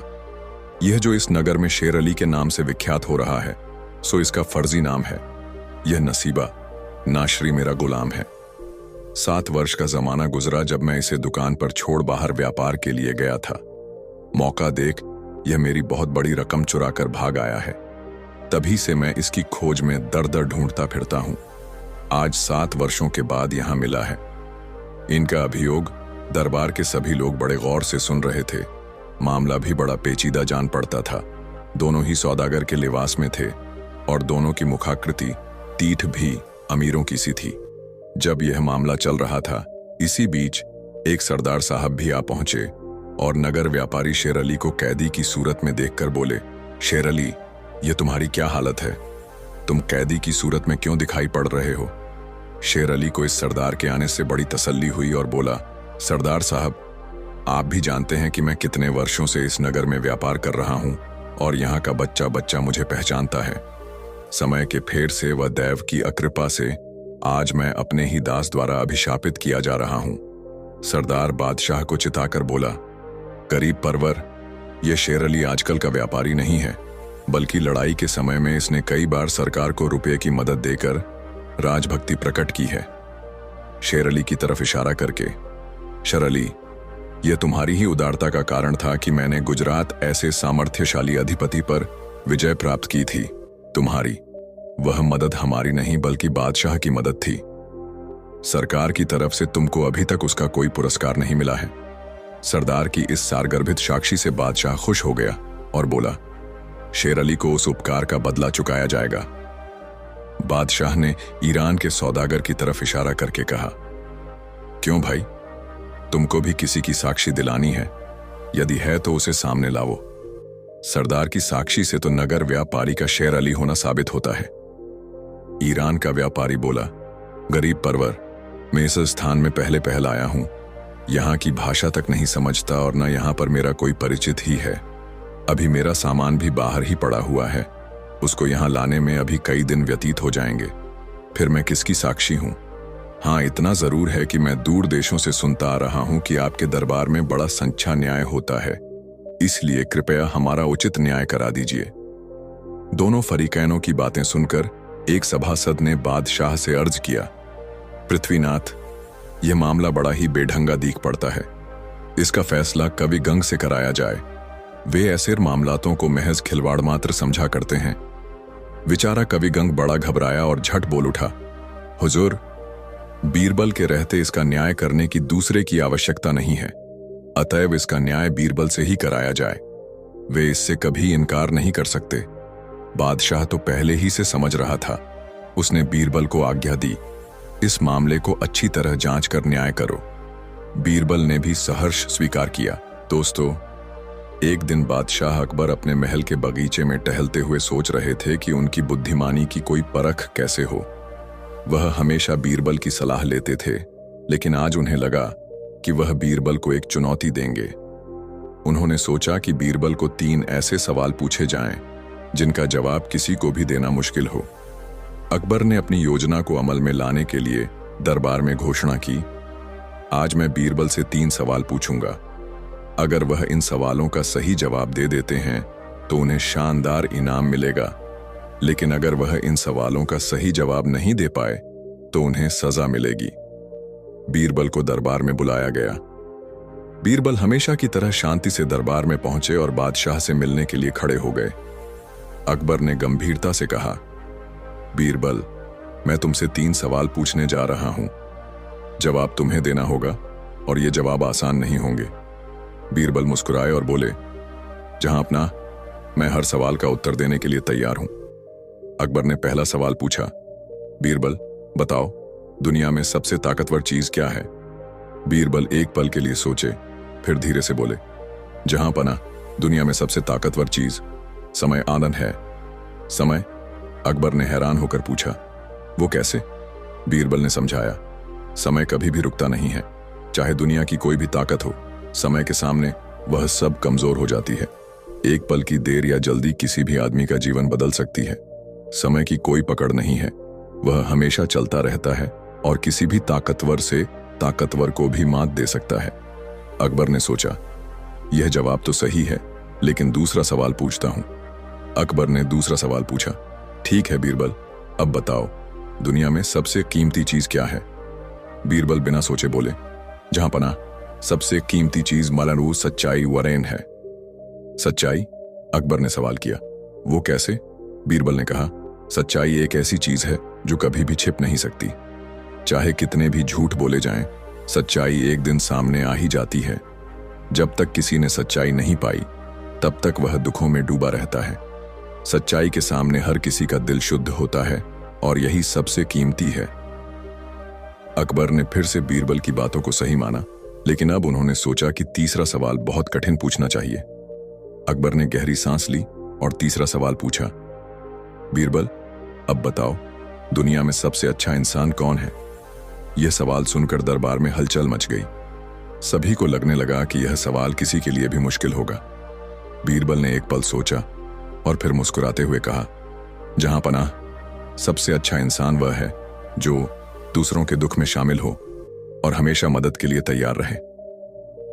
अकबर चौंके, यह क्या है बीरबल, इसका क्या मतलब है? बीरबल ने उत्तर दिया, जो इंसान अपने सुख के लिए नहीं बल्कि दूसरों के दुख को समझने और उनकी मदद करने के लिए अपनी ताकत का इस्तेमाल करता है, वही सबसे अच्छा इंसान होता है। जो किसी की मदद करता है, किसी के दिल में खुशी लाता है और नफरत ईर्ष्या से दूर रहता है, वह हमेशा समाज में सबसे बड़ा इंसान होता है। अकबर की आंखों में चमक आ गई। उन्होंने सोचा, बीरबल ने एक अद्भुत जवाब दिया। इसका मतलब है कि सबसे अच्छा इंसान वही है जो न केवल अपनी भलाई के बारे में सोचता है बल्कि दूसरों की भलाई के लिए काम करता है। अकबर ने बीरबल से कहा, बीरबल, तुमने तीनों सवालों का जवाब बहुत सही दिया है। मुझे तुम्हारी समझदारी पर गर्व है। तुम्हें इनाम में सोने की थाली दी जाएगी, लेकिन साथ ही मुझे यह भी समझ में आया कि तुम्हारे द्वारा दिए गए जवाब केवल ज्ञान की बातें नहीं हैं, बल्कि जीवन के असल सच हैं। अकबर ने दरबारियों से कहा, आज से मैं भी उन बातों पर गौर करूंगा जो बीरबल ने कही हैं। मैं समय की कीमत समझूंगा, सच्चाई का पालन करूंगा और दूसरों की मदद करूंगा। बीरबल ने शांति से कहा, जहां अपना, ये ज्ञान हम सभी को एक साथ मिलकर ही प्राप्त कर सकते हैं। आपके राजा बनने के साथ ही आपका कर्तव्य है कि आप अपने राज्य में इन सभी बातों का पालन करें। अकबर ने बीरबल को सोने की थाली और शाही हार दी, लेकिन सबसे महत्वपूर्ण तो वह सीख थी जो अकबर ने बीरबल से ली थी। उन्होंने अपने राज्य में सच्चाई, समय और अच्छे इंसान बनने की शुरुआत की। अकबर का शासन और भी बेहतर हो गया और बीरबल की बुद्धिमानी की तो कोई तुलना ही नहीं थी। मोरल: सही समय, सच्चाई और दूसरों की मदद करने की भावना, यही असली शक्ति और मूल्य हैं। हम सभी को इनका पालन करना चाहिए। दोस्तों, वीडियो को एक लाइक जरूर करें। दोस्तों, एक दिन अकबर और बीरबल जंगल में शिकार पर गए थे। रास्ते में एक साधु बाबा मिले जो बहुत ही साधारण कपड़े पहने हुए थे। उन्होंने अकबर और बीरबल को देखा और दोनों को प्रणाम किया। अकबर ने उन्हें देखा और कहा, तुम तो बहुत ज्ञानी और साधु लगते हो, क्या तुम हमें एक नया ज्ञान दे सकते हो? साधु बाबा मुस्कुराए और बोले, अगर आप चाहते हैं तो मैं एक परीक्षा लूंगा। आप दोनों को जंगल में 3 रास्ते दिखाऊंगा और आप दोनों को उन रास्तों में से सबसे सही रास्ता चुनना होगा। यह आपके साहस और समझदारी की परीक्षा होगी। अकबर और बीरबल ने एक दूसरे की तरफ देखा और सहमति दे दी। साधु बाबा ने कहा, पहला रास्ता है अंधेरे और घने जंगल का, जहां कोई रास्ता साफ नहीं दिखता। दूसरा रास्ता सुनसान मैदान का, जहां हर कदम पर खतरा हो सकता है। तीसरा रास्ता झील के किनारे का, जहां पानी के खतरनाक जीव हो सकते हैं। अकबर और बीरबल ने कुछ देर सोचा। अकबर ने कहा, मैं अंधेरे और घने जंगल में जाने का निर्णय लेता हूं। वहां कठिनाई होगी, लेकिन हमें वहां से बाहर निकलने का साहस होगा। बीरबल मुस्कुराए और बोले, जहांपनाह, आप अपने साहस के बारे में सोच रहे हैं, लेकिन मैं उस रास्ते पर नहीं चलूंगा। मैं सुनसान मैदान वाले रास्ते को चुनूंगा, क्योंकि वहां हमें अपनी बुद्धिमत्ता और समझदारी से काम लेना होगा। साधु बाबा ने कहा, ठीक है, दोनों रास्ते चुन लो, लेकिन यह ध्यान रखना कि इस परीक्षा में केवल एक ही रास्ता सही है। जो भी रास्ता आप दोनों चुनेंगे वह ही सही साबित होगा, अगर आप सही निर्णय लेते हैं। अकबर ने बीरबल से कहा, तुम सुनसान मैदान वाले रास्ते में चलो और मैं जंगल वाले रास्ते में जाऊं। अकबर ने घने जंगल में कदम रखा। वहां घना अंधेरा था और रास्ता बिल्कुल भी स्पष्ट नहीं था। उसने सोचा, मुझे अपनी सख्त इच्छा शक्ति पर विश्वास है। लेकिन जैसे जैसे वह आगे बढ़ता गया, जंगल और भी घना होता गया। उसे एक और कठिनाई का सामना करना पड़ा। रास्ते में कहीं न कहीं वह अटकता जा रहा था। बीरबल ने सुनसान मैदान के रास्ते का चुनाव किया। यह रास्ता लंबा और खतरनाक था। रास्ते में उसे कोई स्पष्ट मार्ग नहीं दिख रहा था और कहीं न कहीं खाई भी थी। बीरबल ने समझदारी से काम लिया और रास्ते में जो भी पत्थर दिखाई दे रहे थे, उन्हें बड़े ध्यान से हटाया। उसने पहाड़ी के नीचे से एक सुरक्षित रास्ता बना लिया ताकि वह सही दिशा में जा सके। साधु बाबा झील के किनारे वाले रास्ते पर चले गए। पानी में तैरते हुए बड़े बड़े खतरनाक जीव थे, लेकिन बाबा ने सावधानी से काम लिया। वह धीरे धीरे झील के किनारे चल रहे थे और हमेशा अपनी सतर्कता बनाए रखते थे। कुछ समय बाद सभी तीनों रास्तों में चलने वाले लोग आपस में मिल गए। अकबर और बीरबल ने देखा कि बाबा झील से सुरक्षित बाहर निकल आए थे, जबकि अकबर घने जंगल में फंस चुके थे। बीरबल ने कहा, जहांपनाह, आपकी साहसिकता शानदार है, लेकिन हम कभी कभी अपनी समझदारी से भी काम ले सकते हैं। अगर आप बुद्धिमत्ता से काम लेते तो आप यह रास्ता सही समय पर चुन सकते थे। अकबर ने सिर झुका लिया और कहा, बीरबल, आज तुमने मुझे सिखाया कि केवल साहस से कोई काम नहीं चलता, बल्कि समझदारी भी उतनी ही महत्वपूर्ण है। साधु बाबा ने कहा, सही रास्ता वही है जो आपको अपनी बुद्धिमत्ता और साहस दोनों का संतुलन बनाकर चुना जाए। धर्मो शिक्षा, इस कहानी से हमें यह शिक्षा मिलती है कि केवल साहस से ही कोई काम नहीं होता, बल्कि समझदारी और सही निर्णय लेने की क्षमता भी उतनी ही महत्वपूर्ण होती है। हमें जीवन में दोनों का संतुलन बनाए रखना चाहिए। दोस्तों, एक दिन बादशाह अकबर ने अपने दरबार में एक अजीब आदेश दिया। उन्होंने कहा, सारे दरबारी ध्यान दें, मैं आज यह जानना चाहता हूं कि मेरे राज्य में सबसे बड़ा पागल कौन है। जो भी यह साबित कर सकेगा, उसे 500 सोने के सिक्के इनाम में दिए जाएंगे। यह सुनकर पूरा दरबार हैरान रह गया। सभी दरबारी आपस में कानाफूसी करने लगे। तभी बीरबल मुस्कुराते हुए बोले, जहांपनाह, यह चुनौती दिलचस्प है, लेकिन मुझे इसे पूरा करने के लिए 3 दिन चाहिए। अकबर ने हंसते हुए कहा, बीरबल, तुम्हें 3 दिन का समय दिया जाता है, लेकिन अगर तुम इस काम में असफल रहे तो तुम्हें सजा दी जाएगी। बीरबल ने सबसे पहले शहर के बाजार का रुख किया। वहां उन्होंने देखा कि एक व्यापारी बहुत ऊंची आवाज में चिल्ला रहा था, आओ आओ, मैं हवा बेच रहा हूं, जो चाहे खरीद सकता है। लोग हैरानी से उसे देख रहे थे, लेकिन कोई भी उसके पास नहीं जा रहा था। बीरबल ने सोचा, यह अच्छा मौका है। बीरबल उस व्यापारी के पास गए और बोले, भाई, ये हवा कितने में बेच रहे हो? व्यापारी ने कहा, एक बोरी हवा की कीमत 100 सोने के सिक्के हैं। बीरबल ने बिना झिझके कहा, यह लो 100 सोने के सिक्के, अब मुझे मेरी हवा दो। व्यापारी ने बीरबल को एक खाली बोरी थमा दी और बोला, यह लो, यह तुम्हारी हवा है। बीरबल ने मुस्कुराते हुए कहा, जहांपनाह के पास आकर इसका हिसाब करूंगा। दूसरा दिन, नदी के किनारे का तमाशा। अगले दिन बीरबल एक नदी के किनारे पहुंचे। वहां उन्होंने देखा कि एक आदमी नदी में डूबता हुआ लकड़ी का टुकड़ा पकड़ने की कोशिश कर रहा है। बीरबल ने उससे पूछा, भाई, तुम पानी में क्यों उतर गए हो? आदमी ने जवाब दिया, मैंने सुना था कि नदी के अंदर सोने का खजाना छिपा है, मैं वही निकालने की कोशिश कर रहा हूं। बीरबल ने हंसते हुए कहा, खजाना तो तुम्हें मिलेगा नहीं, लेकिन मुझे एक और पागल जरूर मिल गया। डहार। तीसरा दिन, दरबार में मजेदार खुलासा। 3 दिन पूरे होने के बाद बीरबल दरबार में लौटे। अकबर ने पूछा, तो बीरबल, क्या तुमने सबसे बड़े पागल को खोज लिया? बीरबल ने मुस्कुराते हुए कहा, जहांपनाह, मैंने 2 पागल ढूंढे हैं, लेकिन सबसे बड़ा पागल तो आप हैं। सारा दरबार सन्न रह गया। अकबर ने गुस्से में कहा, यह क्या मजाक है बीरबल? मैं पागल कैसे हो सकता हूं? बीरबल ने शांत स्वर में जवाब दिया, जहांपनाह, आपने अपने दरबार में यह आदेश दिया कि राज्य में सबसे बड़ा पागल ढूंढा जाए।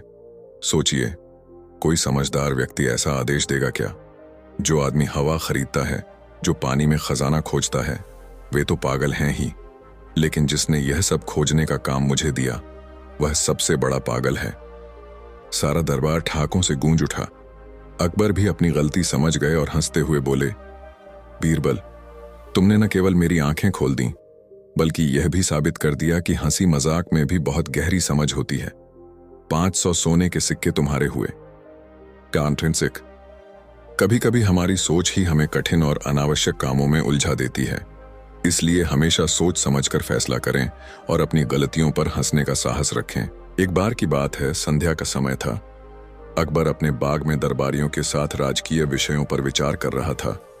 इतने में तानसेन ने अपनी सारंगी मिलानी शुरू की। सबका ध्यान तानसेन के वाद्य की तरफ आकृष्ट हो गया। दरबार का शेष कार्य स्थगित कर दिया गया। तानसेन ने एक मनहरण तान सारंगी पर छेड़ी। चारों तरफ से वाह वाह की ध्वनि आने लगी। बादशाह आनंदमग्न तकिए के सहारे लेटा हुआ सुन रहा था। चारों तरफ आनंद छा रहा था। इसी समय शहर का कोतवाल 2 आदमियों को लिए हुए आया। उन आदमियों के कपड़े खून से लथपथ हो रहे थे। कोतवाल के अचानक आ पहुंचने से बड़ा रंग में भंग हो गया।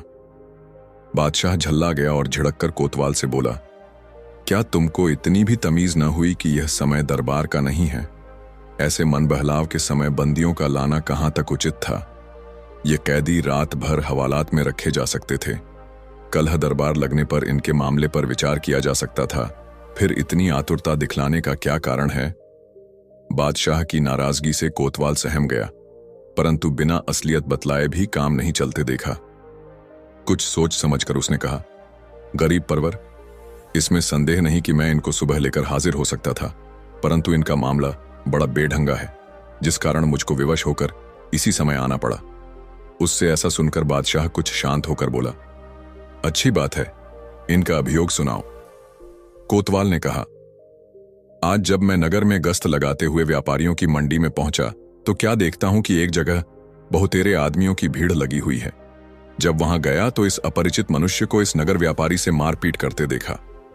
यह अपरिचित मनुष्य नगर व्यापारी को झिड़क रहा था कि अरे दुष्ट, आज से 5-7 वर्ष पहले तू मेरा दास था और वहां से छिपकर भाग आया है। बड़े परिश्रम के बाद आज तुझे पकड़ लिया है, अब मेरे रुपये अदा कर। इसको झिड़कते देख नगर व्यापारी बोला, नालायक, दास तो मेरा तू है तुझे, मैं आज कितने ही वर्षों से ढूंढ रहा था, भाग्यवश इस समय हाथ लगा है। इनकी आपस की ऐसी लड़ाई देखकर मैं इन्हें गिरफ्तार कर सरकार में लाया है। अब आपकी जैसी मर्जी हो, इनका निपटारा कीजिए। बादशाह ने उनसे साक्षी मांगी। नगर सौदागर ने कहा, गरीब परवर, आज 5 वर्ष का अरसा हुआ कि मैं अपना शहर ईरान छोड़कर दिल्ली आ बसा हूं, और यह हमारा नौकर इससे 2 वर्ष पहले ही मुझको छोड़कर भाग गया था। आज जब मैं बाजार में खरीद फरोख्त कर रहा था तो यह भी अचानक वहीं आ पहुंचा और मेरा हाथ पकड़कर बोला, तू मेरा गुलाम है, तू मेरा गुलाम है। मेरे व्यापारी होने का सारा शहर साक्षी है। जब पहला व्यापारी अपना बयान दे चुका तो दूसरा विदेशी व्यापारी बोला, पृथ्वीनाथ, यह झूठ बोलता है, क्योंकि ईरान का व्यापारी मैं हूं। इस शहर में मैं बिल्कुल नया नया आया है, इस कारण यहां का एक भी नागरिक मुझे नहीं पहचानता। यह जो इस नगर में शेर अली के नाम से विख्यात हो रहा है, सो इसका फर्जी नाम है। यह नसीबा नाशरी मेरा गुलाम है। 7 वर्ष का जमाना गुजरा जब मैं इसे दुकान पर छोड़ बाहर व्यापार के लिए गया था। मौका देख यह मेरी बहुत बड़ी रकम चुरा कर भाग आया है। तभी से मैं इसकी खोज में दर दर ढूंढता फिरता हूं। आज 7 वर्षों के बाद यहां मिला है। इनका अभियोग दरबार के सभी लोग बड़े गौर से सुन रहे थे। मामला भी बड़ा पेचीदा जान पड़ता था। दोनों ही सौदागर के लिबास में थे और दोनों की मुखाकृति तीठ भी अमीरों की सी थी।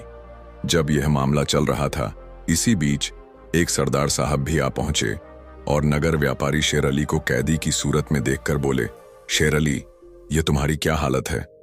तुम कैदी की सूरत में क्यों दिखाई पड़ रहे हो? शेर अली को इस सरदार के आने से बड़ी तसल्ली हुई और बोला, सरदार साहब, आप भी जानते हैं कि मैं कितने वर्षों से इस नगर में व्यापार कर रहा हूं और यहां का बच्चा बच्चा मुझे पहचानता है। समय के फेर से व दैव की अकृपा से आज मैं अपने ही दास द्वारा अभिशापित किया जा रहा हूं। सरदार बादशाह को चिताकर बोला, गरीब परवर, यह शेर अली आजकल का व्यापारी नहीं है, बल्कि लड़ाई के समय में इसने कई बार सरकार को रुपये की मदद देकर राजभक्ति प्रकट की है। शेर अली की तरफ इशारा करके, शेर अली, यह तुम्हारी ही उदारता का कारण था कि मैंने गुजरात ऐसे सामर्थ्यशाली अधिपति पर विजय प्राप्त की थी। तुम्हारी वह मदद हमारी नहीं बल्कि बादशाह की मदद थी।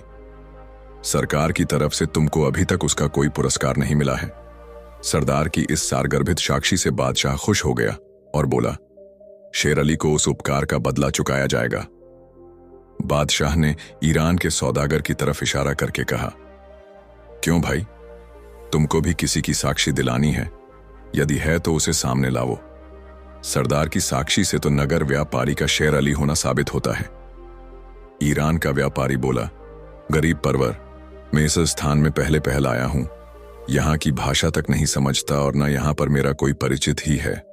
अभी मेरा सामान भी बाहर ही पड़ा हुआ है, उसको यहां लाने में अभी कई दिन व्यतीत हो जाएंगे। फिर मैं किसकी साक्षी हूं? हाँ, इतना जरूर है कि मैं दूर देशों से सुनता आ रहा हूं कि आपके दरबार में बड़ा सच्चा न्याय होता है, इसलिए कृपया हमारा उचित न्याय करा दीजिए। दोनों फरीकैनों की बातें सुनकर एक सभासद ने बादशाह से अर्ज किया, पृथ्वीनाथ, यह मामला बड़ा ही बेढंगा दीख पड़ता है, इसका फैसला कवि गंग से कराया जाए। वे ऐसे मामलातों को महज खिलवाड़ मात्र समझा करते हैं। विचारा कवि गंग बड़ा घबराया और झट बोल उठा, हुजूर, बीरबल के रहते इसका न्याय करने की दूसरे की आवश्यकता नहीं है, अतएव इसका न्याय बीरबल से ही कराया जाए। वे इससे कभी इनकार नहीं कर सकते। बादशाह तो पहले ही से समझ रहा था। उसने बीरबल को आज्ञा दी, इस मामले को अच्छी तरह जांच कर न्याय करो। बीरबल ने भी सहर्ष स्वीकार किया। बीरबल की कार्रवाई शुरू हुई। वह दोनों व्यापारियों को पास बुलाकर उनसे बहुत प्रकार की पूछताछ की, परंतु फिर भी कुछ मतलब की बात हासिल न हुई। तब उसने एक नई सूझ निकाली।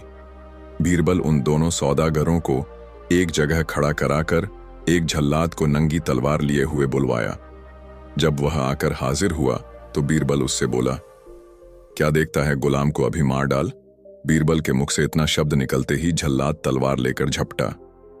उसका झपटना था कि नगर व्यापारी यानी नकली शेर अली अलग हट गया। बीरबल उसकी ऐसी हरकत देखकर तुरंत ताड़ गया कि असल में यही गुलाम है। उसने उसकी कलाई पकड़ ली। नकली शेर अली ने भी अपना गुलाम होना स्वीकार कर लिया और वह तुरंत कैद कर लिया गया। अनंतर दरबारियों के पूछने पर उसने कहा, असल में मैं ही अपने इस ईरानी मालिक असली शेर अली का गुलाम था। मेरी आदत धीरे धीरे बिगड़ने लगी। मैं हमेशा इसे हटाने को ताक में था। जब मेरा मालिक मुझे दुकान पर अकेला छोड़कर बाहर चला गया तो मेरी नीयत बिगड़ी और उसका बहुत सा माल लेकर वहां से भाग निकला। घूमते फिरते यहां पहुंचा और उस चोरी के रुपयों से व्यापार करने लगा। चूंकि इस काम को मैंने अपने मालिक के यहां ही सीख लिया था, इस कारण व्यापार चलाने में मुझे कोई दिक्कत न पड़ी और मेरा काम धड़ल्ले से चलने लगा। अब मैं असली शेर अली के नाम से विख्यात हो गया हूं। इतने दिनों के परिश्रम से जो मैंने भारतवर्ष में अपना नाम प्रख्यात किया था, सो आज देव के प्रकोप से मिट्टी में मिल गया। अब मुझसे गुलामी करते नहीं बनेगी, अतएव कृपा कर मुझे प्राणदंड की आज्ञा दीजिए। बादशाह ने शेर अली से पूछा, शेर अली, अब तुम इस आदमी को क्या करना चाहते हो? शेर अली बोला, गरीब परवर, अब मुझे इसकी कोई जरूरत नहीं है, मेरी बात रह गई। अब आपके जी में जो आवे सो कीजिए। शेर अली के ऐसे संतोषप्रद वाक्यों से बादशाह को बड़ी प्रसन्नता हुई, परंतु उसने अपना राज्य किसी पर जाहिर न किया। बेचारा अपराधी नसीबा जीवन की आशा त्याग कर एक तरफ खड़ा था। बादशाह उसकी तरफ लक्ष्य कर बोला, नसोबा, तुम्हारा अपराध प्राण दंड पाने के योग्य है। परंतु तूने मेरे साथ उपकार किया है और मैंने अभी तक तुझे उसका कुछ बदला नहीं चुकाया है। अतएव तुझे जीवन दान देता हूं और पुरस्कार में तुझे दरबार का एक काम सौंपता हूं। अब तुम उसी काम के सहारे से अपना जीवन निर्वाह करो। नसीबा खुशी के मारे फूला न समाया और बड़ी प्रसन्नता से उस पद को स्वीकार किया। बादशाह ने मन में विचार किया कि इस न्याय में बीरबल ने कमाल किया है, इस कारण उसको भी उचित पुरस्कार देना परमोचित है। बादशाह ने 3 पोशाक मंगवाई। उसमें पहली कुछ आभूषणों के साथ असली शेर अली को और दूसरी बीरबल को तथा तीसरी नसीबा नामी गुलाम को देकर विदा किया। नसीबा शेर अली के चरणों पर गिरकर अपने अपराध की माफी मांगी और उसको आदरपूर्वक अपने मकान पर ले गया। उसने अपना सारा धन शेर अली के हवाले कर दिया। शेर अली बहुत बड़ा व्यापारी था। उसका सारा कारोबार ईमान पर चलता था। उसने विचार किया, व्यापार से मेरे धन के अतिरिक्त जो कुछ नसीबा ने अधिक उपार्जन किया है वह उसके परिश्रम का है। उसने अपना असली धन लेकर शेष बचा धन नसीबा के हवाले किया और खुशी खुशी अपने ईरान शहर को लौट गया। दोस्तों, वीडियो को एक लाइक जरूर करें। मौत के मुंह से वापसी। अकबर और बीरबल मित्रों। एक दिन दरबार में अकबर बादशाह के सामने एक अजीब मामला आया। राज्य के दक्षिणी हिस्से में स्थित काले पहाड़मन नामक जगह से कोई भी लौटकर नहीं आता था। वहां जाने वाले सैनिक, व्यापारी और आम लोग तक रहस्यमयी तरीके से गायब हो जाते। अकबर इस रहस्य को सुलझाना चाहते थे, लेकिन कोई भी वहां जाने की हिम्मत नहीं कर रहा था। तब उन्होंने अपने सबसे प्रिय और बुद्धिमान मंत्री बीरबल को बुलाया और कहा, बीरबल, इस पहेली को सुलझाने का कोई रास्ता निकालो। अगर हम इसका हल नहीं निकाल पाए तो पूरा राज्य डर के साए में रहेगा। बीरबल मुस्कुराए और बोले, जहां बुद्धि साथ हो वहां अंधेरा भी रास्ता दिखाने लगता है। जहां हिम्मत हो वहां मौत भी घुटने टेक देती है। मैं इस राज को जानकर ही लौटूंगा। राजा ने बीरबल के लिए खास सुरक्षा दस्ते का इंतजाम किया, लेकिन बीरबल ने मना कर दिया। उन्होंने कहा कि वे सिर्फ 2 सेवकों के साथ ही इस अभियान पर निकलेंगे। रहस्यमयी जंगल की अजीब घटनाएं। बीरबल अपने 2 विश्वासपात्र सेवकों रामू और करणमौन के साथ काले पहाड़ की ओर बढ़े। रास्ता घने जंगलों से होकर गुजरता था, जहां कई बार अजीब अजीब आवाजें आती। रात के समय जब वे आराम कर रहे थे तो अचानक करण घबराकर बोला, मालिक, मुझे लगा कि कोई हमें देख रहा है। बीरबल ने आग के चारों ओर घेरा बनाने को कहा और बोले, डर को दिमाग में मत बसने दो, नहीं तो वह सच बन जाएगा। रात को रामू ने देखा कि एक सना लंबे सफेद बालों वाला आदमी छाया की तरह पास से गुजरा। वह कुछ बुदबुदा रहा था, लेकिन जब तक वे कुछ समझ पाते वह गायब हो गया। बीरबल को समझ आ गया कि इस जगह में सिर्फ डर नहीं बल्कि कोई बड़ा राज छिपा है। अगले दिन वे आगे बढ़े और काले पहाड़ के पास पहुंचे। वहां उन्होंने देखा कि कई पुराने टूटे फूटे रथ और अस्त्र शस्त्र बिखरे पड़े थे। ऐसा लग रहा था जैसे यहां कोई बड़ा युद्ध हुआ हो। तभी अचानक जमीन के नीचे से भयानक गर्जना भी हुई और एक गुप्त द्वार खुल गया। तीनों ने छिपकर देखा। वहां से काले लबादे पहने कुछ लोग एक अजीब अनुष्ठान कर रहे थे। उनके चारों ओर कई कैदियों को जंजीरों में बांधा गया था। बीरबल ने धीरे से कहा, अब राज खुलने वाला है। यह जगह लुटेरों की गुप्त गुफा है, जो लोगों को गायब कर देते हैं और उनके खजाने लूट लेते हैं। बीरबल ने एक योजना बनाई। उन्होंने जंगल से जहरीली जड़ी बूटियां इकट्ठी की और रामू व करण को लुटेरों के खाने में मिला देने को कहा। रात होते ही लुटेरों ने जैसे ही भोजन किया, वे बेहोश फन होने लगे। तभी बीरबल और उनके साथी अंदर घुसे और कैदियों को आजाद करने लगे। लेकिन तभी लुटेरों का सरदार जाग गया और गुस्से में चिल्लाया, कोई भी जिंदा नहीं बचेगा। अब लड़ाई शुरू हो गई। बीरबल ने अपनी बुद्धिमत्ता से उनके हथियार छिपा दिए थे। वे लुटेरे हाथापाई में कमजोर पड़ गए। कुछ ही समय में सभी को कैद कर लिया गया। बीरबल अपने साथ कैदियों और लुटेरों को लेकर दरबार लौटे। जब अकबर ने यह सुना तो वे हैरान रह गए और बोले, बीरबल, तुम्हारी चतुराई ने फिर से हमें चौंका दिया। तुमने पूरे राज्य को एक बड़े खतरे से बचाया है। तुम्हें क्या इनाम चाहिए? बीरबल मुस्कुराए और बोले, महाराज, इनाम तो प्रजा की सुरक्षा है। बस आपसे यही विनती है कि इन पहाड़ों की गुफाओं में सिपाही तैनात कर दिए जाएं, ताकि कोई और निर्दोष वहां फंसने न पाए। और बीरबल मन ही मन सोचने लगे, वो लंबे सफेद बालों वाला आदमी कौन था? और इधर अकबर भी उसी आदमी के बारे में सोच रहे थे। 2 दिन बाद बादशाह ने बीरबल को दरबार में बुलाया और कहा, अभी जाओ, उस आदमी का पता लगाओ। वह कौन था? बीरबल, रामू और करण जब काले पहाड़ के घने जंगल में पहुंचे थे, तभी पहली बार लंबे सफेद बालों वाला आदमी एक छाया की तरह दिखा था। वह रात के अंधेरे में जंगल के बीच से गुजरा। उसकी चाल धीमी मगर रहस्यमयी थी। ऐसा लग रहा था जैसे वह कोई इंसान नहीं बल्कि कोई आत्मा हो। रामू और करण ने डरकर बीरबल को बताया, लेकिन बीरबल जानते थे कि हर रहस्य का कोई न कोई हल होता है। वे उस अजनबी का पीछा करने लगे। जंगल के बीच एक मां पुराना खंडहरनुमा किला था। बीरबल ने देखा कि वह आदमी उसी खंडहर की ओर बढ़ रहा था। बीरबल ने इशारे से रामू और करण को शांत रहने को कहा और छिपकर उसकी हरकतों को देखने लगे।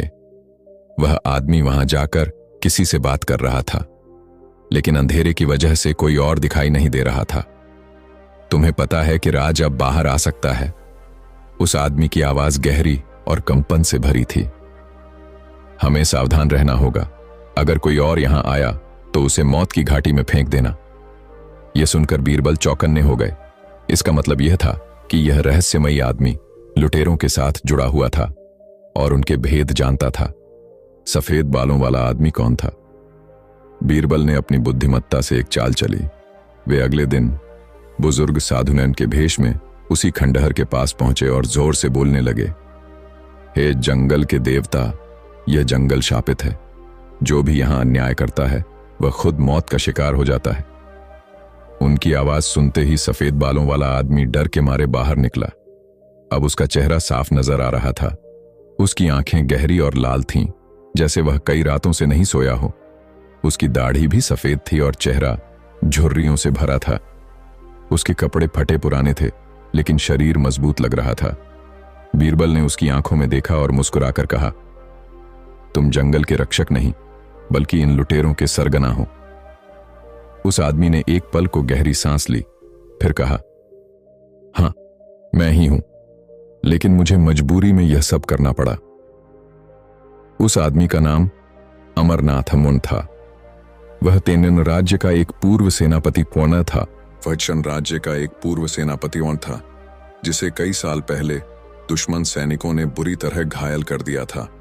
वह किसी तरह बचकर इस जंगल में आ गया और एक साधु के रूप में रहने लगा। लेकिन एक दिन कुछ लुटेरे यहां आए और उसे बंदी बना लिया। उन्होंने उसे धमकाया कि अगर उसने उनकी मदद नहीं की तो वे उसे मार डालेंगे। तब से वह उनकी बात मानने पर मजबूर था। अमरनाथ ने बीरबल को बताया, मैं कभी बुरा आदमी नहीं था, लेकिन इन लुटेरों ने मुझे गुलाम बना लिया।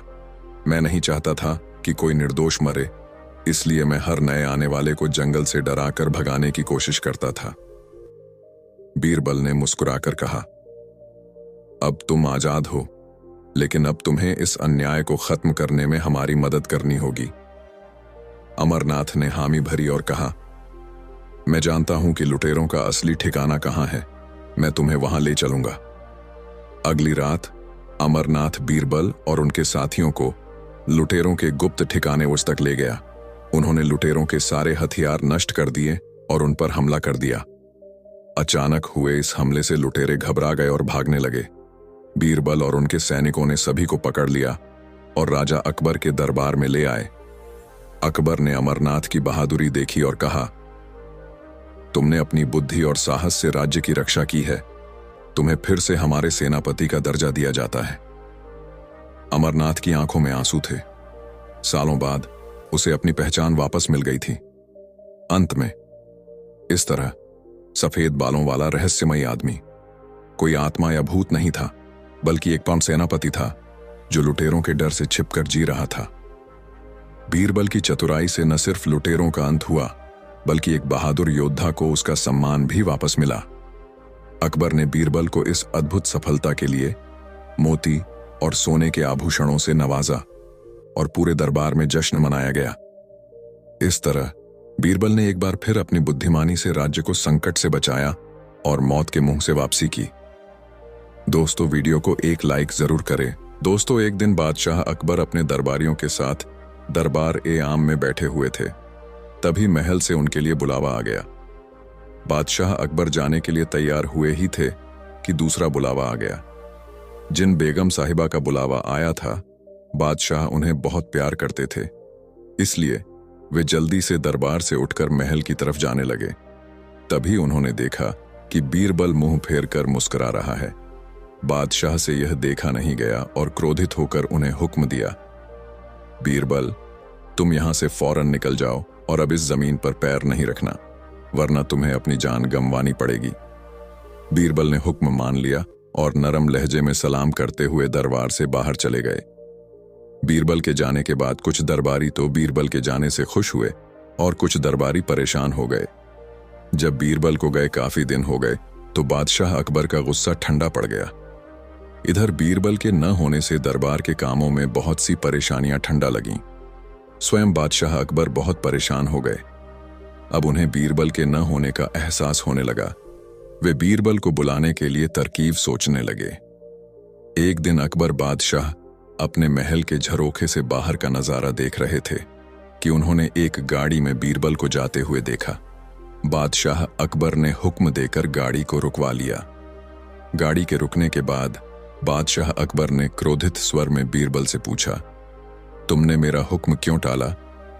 बीरबल ने नरम लहजे में जवाब दिया, जब आपने मुझे हुक्म दिया था कि इस जमीन पर पैर नहीं रखना, तो उसी दिन मैं दूर देश जाकर वहां की जमीन की मिट्टी को इस गाड़ी पर बिछा लाया हूं। अब मैं इसी पर रहता हूं और आपका हुक्म मानता हूं, जिंदगी के बाकी दिन में इसी पर गुजार दूंगा। बीरबल की वफादारी पर खुश होकर बादशाह ने उनकी गलती को माफ कर दिया और फिर से उनका पद उन्हें दे दिया।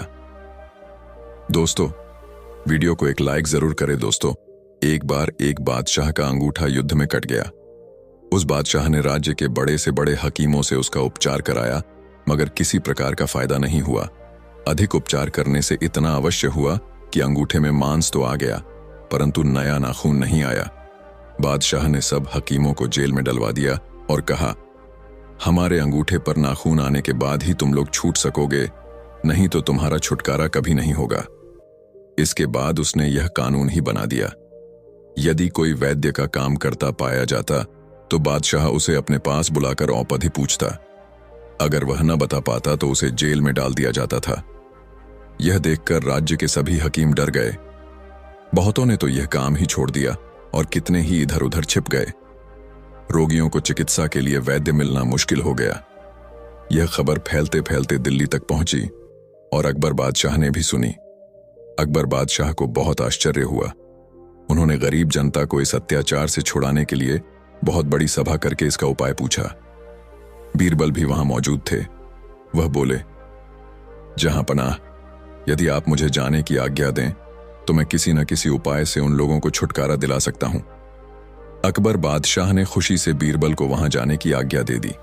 बीरबल वैद्य का भेष बनाकर 10-5 मामूली औषधियों को झोले में डाल उस बादशाह के नगर में पहुंचे।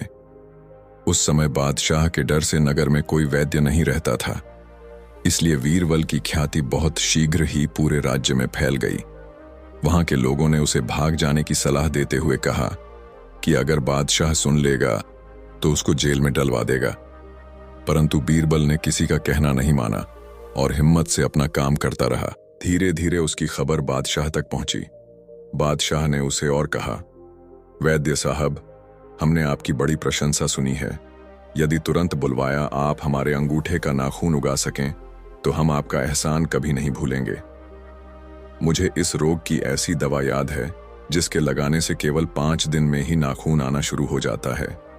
मेरे गुरु का कहना है कि यह दवा कभी बेकार सिद्ध नहीं होगी, परंतु मैं जिन जिन दवाओं के नाम बताऊं आप उनको मंगवा दें। यदि फिर भी आपका नाखून न आए तो मेरा सिर कटवा दीजिएगा। बीरबल ने कहा। ऐसी दृढ़ता से जवाब देने वाला वैद्य आज तक मुझे नहीं मिला। अब मुझे आशा है कि मेरे रोग का अंत हो जाएगा। बादशाह खुशी से फूला न समाया। बीरबल बोले, सहायक तो परमेश्वर है। मैं 3 दिन में आराम कर देने का प्रण करता हूं, मगर मेरे नुस्खे की दवाओं का मिलना थोड़ा कठिन है। इसमें क्या कठिनाई है? क्या मैं बादशाह होकर भी दवा नहीं मंगवा सकता? बादशाह ने अपनी बादशाहत का रौब दिखाते हुए कहा।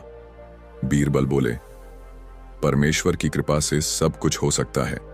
मेरा यह कहना नहीं है कि आप उन दवाओं को नहीं मंगा सकेंगे, परंतु आप मुझे लिखित रूप से वचन दीजिए कि यदि आप एक मास के भीतर दवा न मंगवा सके तो फिर मैं आपका इलाज नहीं कर सकूंगा और अब तक आपने जितने वैद्य हकीम कैद कर रखे हैं उन सबको छोड़ देंगे। इस बीच अगर आप दवा मंगवा देंगे तो उसी समय मैं आपकी सेवा में हाजिर हो जाऊंगा।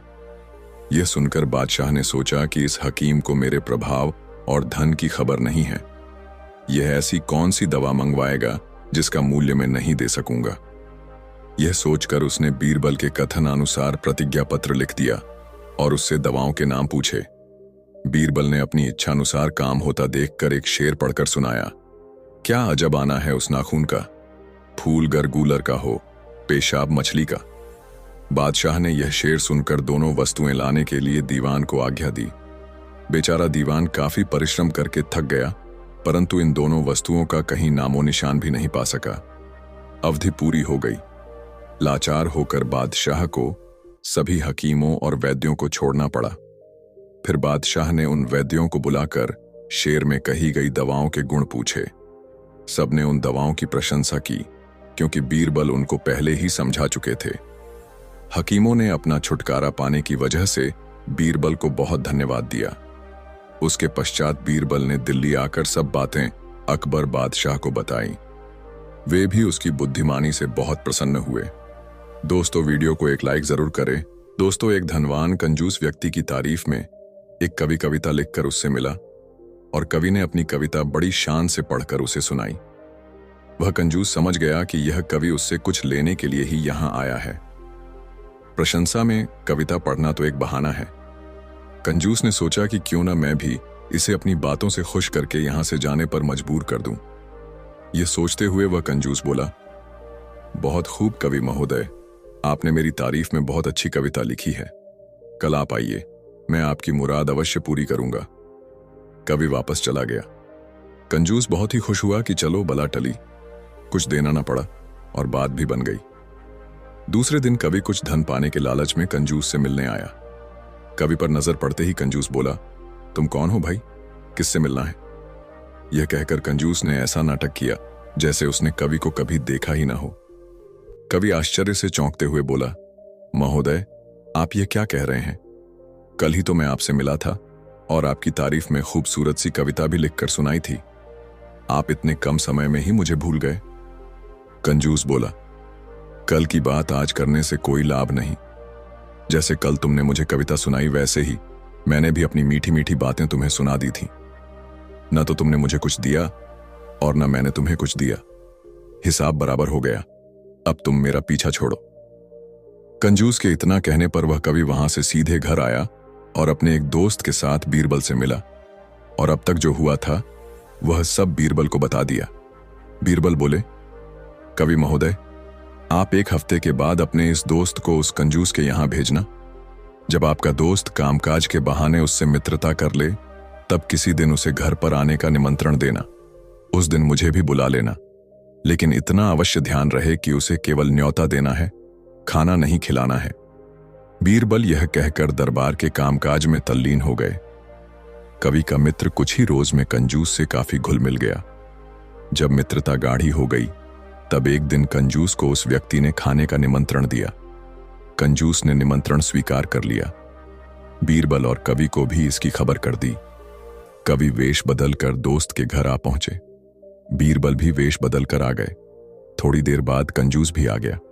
उन तीनों ने ही कंजूस की बड़ी आवभगत की और कंजूस से तरह तरह की मीठी बातें करने लगे। कंजूस भूखा था क्योंकि वह घर से खाकर नहीं चला था और दावत के नाम पर सुबह से ही कुछ खाया नहीं था। जब उसे भूख कुछ अधिक ही सताने लगी तो परेशान होकर कंजूस बोला, अरे भाई, खाने पीने का भी इंतजाम है या ऐसे ही बैठे रहना है? कवि के मित्र ने कहा, मित्र, मैंने तुम्हें भोजन के लिए नहीं बुलाया है। मैंने तो तुम्हें केवल भोजन का निमंत्रण देकर प्रसन्न किया है। यह सुनते ही कंजूस ने उन तीनों को ध्यान से देखा, फिर कवि को तुरंत ही पहचान लिया। कंजूस ने अपनी गलती के लिए क्षमा मांगी और कवि को वाजिब इनाम दिया तथा इस घटना से अच्छी सीख ली। दोस्तों, कहानी कैसी लगी कमेंट में जरूर बताएं दोस्तों। बादशाह अकबर के मन में हमेशा कोई ना कोई सवाल उठता ही रहता था। एक दिन बादशाह सलामत ने बीरबल से कहा, बीरबल, दरबार में एक ऐसे आदमी को ढूंढ कर ले आओ जो बहुत ही बुद्धिमान हो। बीरबल कुछ देर शांत रहे, फिर बोले, जहां पनाह, मैं जल्दी ही ऐसा आदमी ढूंढ कर दरबार में ले आऊंगा, लेकिन इसके लिए समय और धन की आवश्यकता पड़ेगी। बादशाह अकबर बोले, बीरबल, सोने की 300 मोहरें और 1 हफ्ते का समय हम तुम्हें देते हैं। धन और 1 हफ्ते का अवकाश लेकर बीरबल अपने घर चले गए। सारा धन उन्होंने दीन दुखियों में बांट दिया। सप्ताह के अंतिम दिन बीरबल ने एक चरवाहे को पकड़ा और उसे स्नान करवाकर अच्छे कपड़े पहनाए तथा सोने की 100 मोहरें उसे देकर दरबार में ले आए। रास्ते में ही चरवाहे को बता दिया कि उसे बादशाह सलामत के सामने कैसा व्यवहार करना है। बादशाह अकबर के दरबार में पधारते ही बीरबल ने कहा, जहां पनाह, मैं बुद्धिमानों का बुद्धिमान व्यक्ति ढूंढ कर लाया हूं। शहंशाह ने चरवाहे को देखते हुए पूछा, तुम्हारे माता पिता तुम्हें क्या कहकर बुलाते हैं? तुम कहां के रहने वाले हो? तुम कौन सी खास बात जानते हो?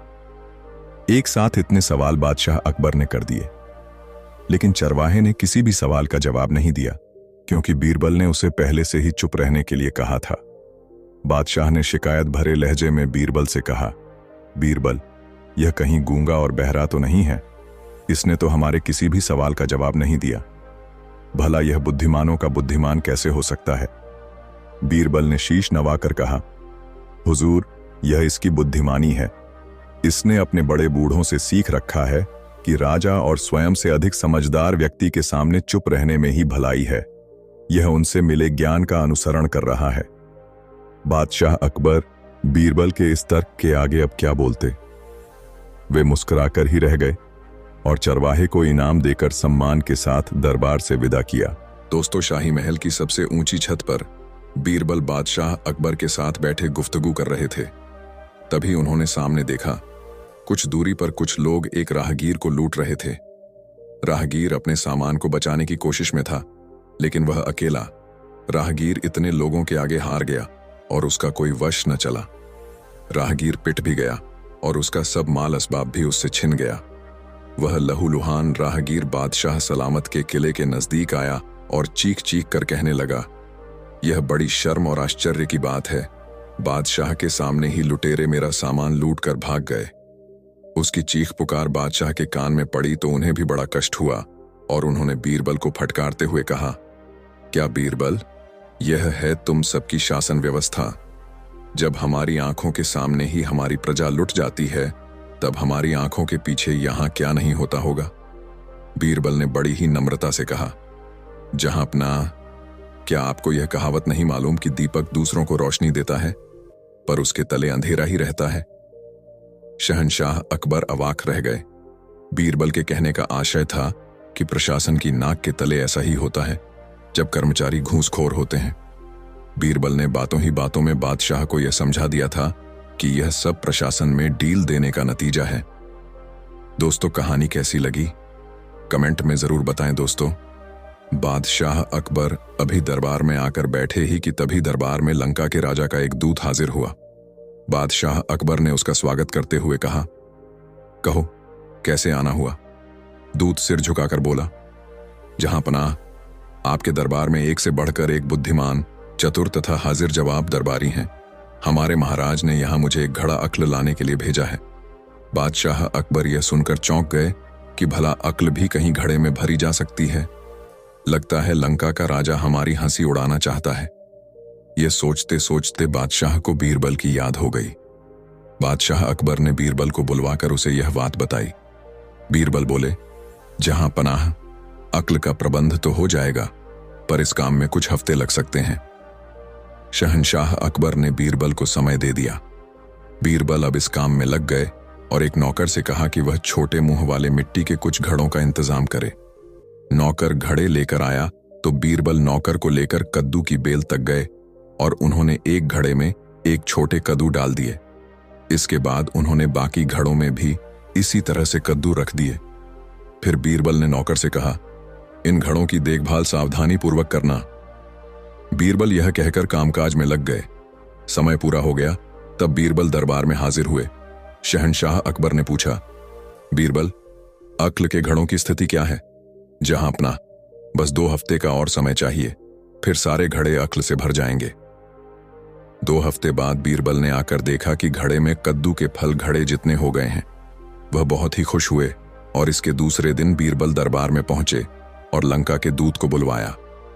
लंका का दूत जैसे ही दरबार में हाजिर हुआ, बीरबल के सेवक घड़े लिए दरबार में आ पहुंचे। बीरबल ने एक घड़ा लंका के दूत को देते हुए कहा, लीजिए अक्ल का घड़ा और जाकर अपने राजा को सादर भेंट कीजिए, परंतु खाली होने पर हमारा यह कीमती घड़ा हमें जैसे का तैसा वापस मिल जाना चाहिए। इसमें रखा अक्ल का फल भी तभी असरदार होगा जब इसे किसी भी तरह की हानि न पहुंचाई जाए, यानी इसे साबुत ही घड़े से निकाला जाए। बीरबल से दूत ने पूछा, हुजूर, क्या मैं अक्ल के फल को देख सकता हूं? हां, देख सकते हैं। बीरबल ने आगे कहा, यदि आपके राजा को और अक्ल की जरूरत हो तो चिंता की कोई बात नहीं, क्योंकि ऐसे 5 घड़े हमने रखे हुए हैं। दूत जब घड़ा देकर दरबार से चला गया तब शहंशाह अकबर अपनी जिज्ञासा को दबा न सके और बीरबल से बोले, अक्ल का फल हमें भी तो दिखाओ। तुम्हारे पास अक्ल के अभी 5 घड़े रखे हैं ना? हां हुजूर, 5 ऐसे घड़े अभी मेरे पास हैं, मैं अभी हाजिर करता हूं। बीरबल ने यह कहते हुए सेवक को घड़े लाने को कहा। सेवक घड़े लेकर शहंशाह के समीप पहुंचा तो उन्होंने घड़े में झांक कर देखा। फिर बादशाह अचानक ही हंस पड़े और बीरबल की पीठ थपथपाते हुए बोले, मान गए बीरबल, तुम्हारा भी कोई जवाब नहीं। इस कद्दू को खाकर लंका के राजा की बुद्धि तेज हो जाएगी। चले थे हमें मूर्ख बनाने। और शहंशाह ये कहकर हंसने लगे। दरबारी भी अपनी हंसी रोक न सके। बीरबल की चतुराई पर उन सबको ही नाज था। दोस्तों, कहानी कैसी लगी कमेंट में जरूर बताएं। दोस्तों, बादशाह अकबर और उनके प्रिय मंत्री बीरबल की कहानियां हमेशा चतुराई और हाजिर जवाबी से भरी होती थीं। एक दिन अकबर ने दरबार में बीरबल की बुद्धिमानी की परीक्षा लेने का निश्चय किया। उन्होंने एक कठिन चुनौती रखी जिससे पूरा दरबार चकित रह गया। अकबर की अनोखी चुनौती। और अकबर अपने सिंहासन पर बैठे थे। उनके चेहरे पर एक रहस्यमयी मुस्कान थी। उन्होंने सभी दरबारियों की ओर देखा और बोले, आज मैं बीरबल के लिए एक खास चुनौती लेकर आया हूं। अगर वह इसे हल कर लेते हैं तो उन्हें हम विशेष इनाम देंगे। सभी दरबारी उत्सुकता से सुनने लगे।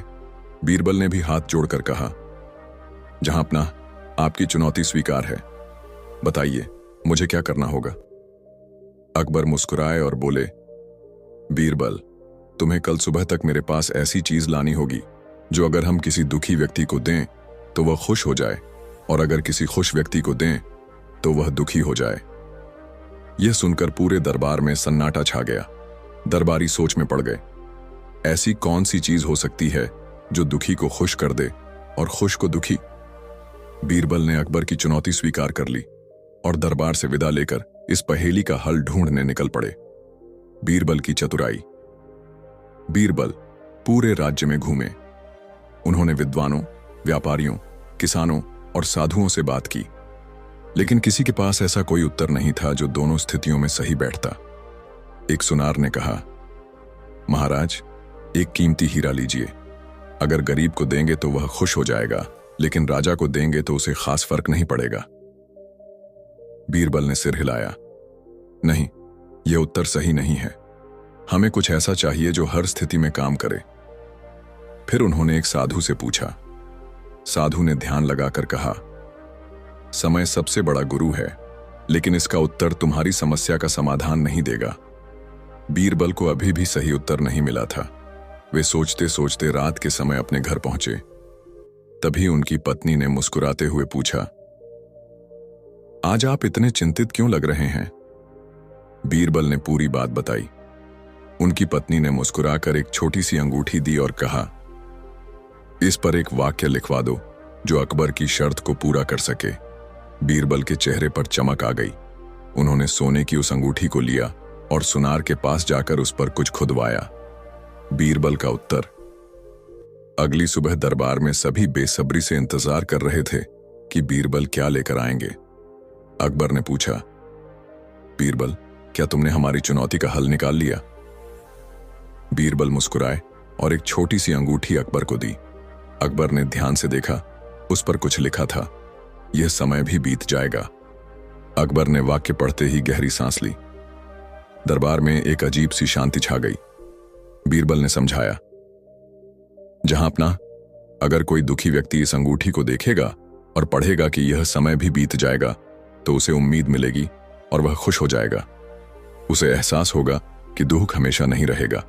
और अगर कोई बहुत खुश व्यक्ति इसे पढ़ेगा तो उसे यह एहसास होगा कि खुशी भी स्थायी नहीं होती, जिससे वह थोड़ा गंभीर और सावधान हो जाएगा। अकबर ने तालियां बजाईं और बोले, बीरबल, तुमने फिर से साबित कर दिया कि तुम सबसे चतुर हो। सच में समय ही वह चीज है जो सबको प्रभावित करती है। यह उत्तर मेरी कल्पना से भी बढ़कर था। अकबर ने बीरबल को बहुमूल्य इनाम दिया और कहा, आज तुमने न केवल मेरी चुनौती पूरी की, बल्कि हमें जीवन का एक महत्वपूर्ण पाठ भी सिखाया। शिक्षा। इस कहानी से हमें यह सीख मिलती है कि दुख हमेशा नहीं रहता और खुशी भी स्थायी नहीं होती।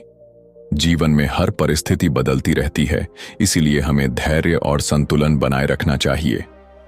यह समय भी बीत जाएगा। प्लांट।